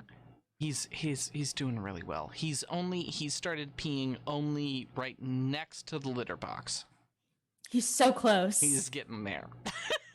Oh boy. Well, Shiznit says there's a spray you put on the cables so that he might not chew them. So that might be an option. That's for you. Cool. Link me. Yeah, link me now. Another thing that Spider is bringing up that I really like, so I'm going to read it aloud because I am the decider, is he says, so the idea of you all designing drinks for people is terrifying and awesome, and design drinks that your characters would drink. I will make them and drink them and review them. Mark's mixology. Okay, so let's all come up with our drinks. Yeah, let's do that. I already have one. Yeah, go for it, Jabby. Tripper, which is made out of berries found on my home planet. You ferment them, so it's a type of wine, but it's kind of like blueberry-ish, somewhere between a blueberry and a strawberry, and you make it wine. There is a Romanian, like traditional Romanian drink that is blueberry vodka. Ooh. Oh. It is like a sounds dangerous. It's really fucking dangerous. I went to Romania when I was 14. And I got fed a weird amount of blueberry vodka. Oh, wow. I think any amount at 14 would be weird. A little weird, yeah. That's a little weird. That was the first time in my life I ever had heartburn. Oh my god, I bet. I That'll do bet. it. Oh my god. That sounds so delicious, All right, though. who's next? Oh god, I feel like Kia's would have to be some sort of rum and coke-esque beverage, something with rum in it. You got to go classic pirate for It's her. just rum and coke. Yeah, I think it's just rum and coke. You know what? Actually, I'm gonna mixologize you a little bit. Please, rum please. With a like old island malt rum, right? Ooh. With lemon and maple syrup. Yeah. Oh yeah. That sounds really cozy and good. Yeah. Yeah, I'm into that. Yeah. Who's People next? take notes. Anybody else? Anybody else got their mixology on? Here's what it is. Uh-oh. It is just the warmest it's glue wine. Glue Glühwein. It's glug. Sorry, it's Glühwein. glug. Yeah. No, it's glug is the drink that I'm thinking of, which is a traditional Swedish Christmas drink, which is a malt, like a super strong, warm mulled wine. Yeah, that sounds Vlaka. I imagine them drinking that. Yeah, just like beautiful spiced warm mulled wine around a campfire as they look up at the night. I love that. For Amaruk, I was gonna go with a vodka drink, honestly. No. All right. It has to be warm. It has to Yeah, be vodka warm. when But she's if you- partying, but when she's chilling, If you want to mulled wine. mixology me, like please do, because I like vodka drinks. So tell me what your idea was, Miles.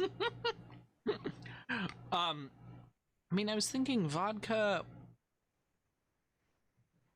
But you're right about the warmth, right? Yeah. So it can't be like vodka with any kind of fruit in it. Yeah, it's tough. I don't know. I don't know. I can't. Yeah, I vodka can't. is very dirt bathy. Yeah. Yeah. Yeah, actually, yeah. You're right. Yeah. Very, very fine point. All right, who's next? If I anyone's guess curious about Pastor. what glug is, I put it in the chat. It's Sorry, go me. ahead. I imagine like a tall glass of this blue liquor, like what was it Bombay Sapphire, like that. Something brand. blue. Yeah, something Mm. bright electric blue. Yeah. Maybe with like a little fruit on the end of it. Yeah, I got something for you're you. a gin and tonic. Are you ready? Yeah, what's up? Okay. Classic. You got a little bit of the blue, like the Bombay Sapphire, right? But just enough to mix with like a little bit of acai juice. Oh yeah. And yeah. then a teeny tiny bit of muddled jalapeno at the bottom. Ooh. So it just has like a little bit of spice A little bit of spice. running through I'm it. into it. I'm so into that. I'm super into that. All right, everyone. That's it. Let's go drinking, That's it. everybody. Yeah, let's go. Let's go. I've already been Time to drinking. get a refill and, And yo, everyone, peace out. check out this glass that we just got off of Amazon. It's pretty sweet. It's like a fucking Whoa. dice. When you settle it, when you set it down, it like rumbles and Ooh, tumbles I love around that. itself. That right? could not be had by me. Pretty No, heavy. me either. Yeah, your cat would eat it alive. Just Yeah, like, that would be whash. over very quickly. Well, Yeah. let's go ahead and give ourselves some time to tell the people where they can find us. Helena, take it Hello, away. everyone. I am the Magic Llama Mood on the internet, also known as Helena Anderson IRL. But what is IRL anymore? I put up YouTube videos on my channel every Friday at 12 p.m. Eastern. Tomorrow's video is very short. It explains why. And you can follow me on Instagram and TikTok for other shenanigans that I get up to at the Magic Llama Mood. That's it. Please, y'all, Have go a good night. go subscribe to her right now if you haven't yet. Yeah, I really want to get to 100 subscribers so that we can have a better URL. Because Yeah, right now yeah, it's like let's fucking youtube.com push for slash that. Let's fucking push for that. it could just be youtube.com slash the Magic Llama Mood. How much Yeah. It easier would be is that? so much easier. So much easier. Yeah. Just an idea. All right, Parker. Hi there, my name is Parker Wallace, Wallis. I have a YouTube channel where I post stuff. I sing. I'm working on a comic dub, or at least a compilation of a comic dub. I've done React videos, and I'm planning to do a lot more. I just did an art challenge for my most recent video. I'm also on Facebook at Parker Wallace Actor, and Twitter at Parker Wallace. And that's me. Yeah. All right, Dex. Hello. You can find me at TikTok as Afro Sundere, and on Instagram as Dexstar Warren. We do a lot of fun stuff, mostly me screaming about Avatar, explaining to people why That's they're true. wrong about Korra being a bad Avatar, because you're wrong. People You're say wrong. that? That's an Walk opinion. away. All the Yes. time. It's Walk oh my away. god. It's a lot. We can get into it later. Yeah. That's Oh my God. fascinating. I did That not makes know me so that. sad. Okay. I'll go and then you, Miles. Sounds How does good. that sound? Okay, great. Guys, I'm Ann Richmond, aka Heartsinger, the head bard in charge around these here parts. This is my channel, and I am very blessed to share this platform tonight and every Thursday that is humanly possible with these other humans so that we can tell our Starfinder stories. I do, however, stream several other days of the week, so make sure if you aren't following now that you hit the follow button so you get a notification when I'm live. Same thing with YouTube. I post every single Wednesday. I do a lot of D&D and other TTRPG focused content and some vlogs thrown in there. You won't want to miss it. It's a good fucking time. So those get posted every Wednesday. You can find it at youtube.com/Ann Richmond. I will tell you that I am a part of a very cool podcast coming out with some of my friends from the Glass Cannon. The ladies of the Glass Cannon are coming together to do a Vassin triptych. For now, it's 3 episodes. We'll see what happens down the line. But we have I've heard the first episode, guys. It's here. It's all edited. It has like ambient sound effects and shit. I'm like very excited about it. And it will be here I believe the 4th of October or the 7th of October. In any case, like within weeks, it's coming. It's Nordic horror. If you guys want more information on it, the best thing to do is to be following me on my Twitter, which is just twitter.com/Ann Richmond. I put it in chat. That's the best place. Or of course, come on our Discord because I will absolutely be putting it there when it is out. Each episode is between an hour to an hour and a half. It's edited content, so it's pretty easy to just kind of sit and let the drama unfold. Beach. And lastly, I have a Patreon. If you want to support content and in return get painted miniatures and podcasts and any number of other boons, that's a place to be. Patreon.com/HeartsingerGames. Back to you, Miles. I'm Miles Duffield, aka Geeks for Good. I stream on Twitch Monday, Wednesday, Friday at 1 o'clock p.m. Eastern Time, and whenever the fuck else I feel like streaming. Hearth and I share a Discord, so come join us on there. And also, I mean, y'all are already patrons. I think every single person in chat is a Geeks for Good patron. So if you guys haven't checked out patreon.com/geeksforgood yet, go check it out. It doesn't pay for anything else other than all the things that I try to do and love people right now, but like, hey, support me. We just fell off of our $750 goal. Unfortunately, we're just like tumbled down from it, which really bummed me out. So if you have $10 per month to spare, get us back up to that level. Mwah. All right. Cool. That's it. We did it. We've all said our things. We did it. We did it. There's us rambling about all the things that we do for love. It's amazing. What I did for I do want to take a minute though and go back to the time, because we have several people in this group that when we started this show did not have as much to say. Yeah. And I know it's really easy to feel like everything is stagnant and not enough is happening, but like nothing gives me more pleasure than to stop and listen to everybody hype their shit out on this channel. It makes me really happy. It is such a longer segment than it used to be, which is awesome. True. And I love it. And thank you guys for supporting all of these fine folks. Yeah, we have such a great community. I'm amazed. Let's go honestly. cry into our drinks. Yeah, that sounds great. Nice. Look at us. Bye, guys. Look we at love us. you. Look at you, everyone. See at you tomorrow at 1 o'clock p.m. on my channel, and then you'll come hang out with Tarth. And beyond that, see you next week, this same time, same place, 7 o'clock p.m. Eastern Time for Starfound.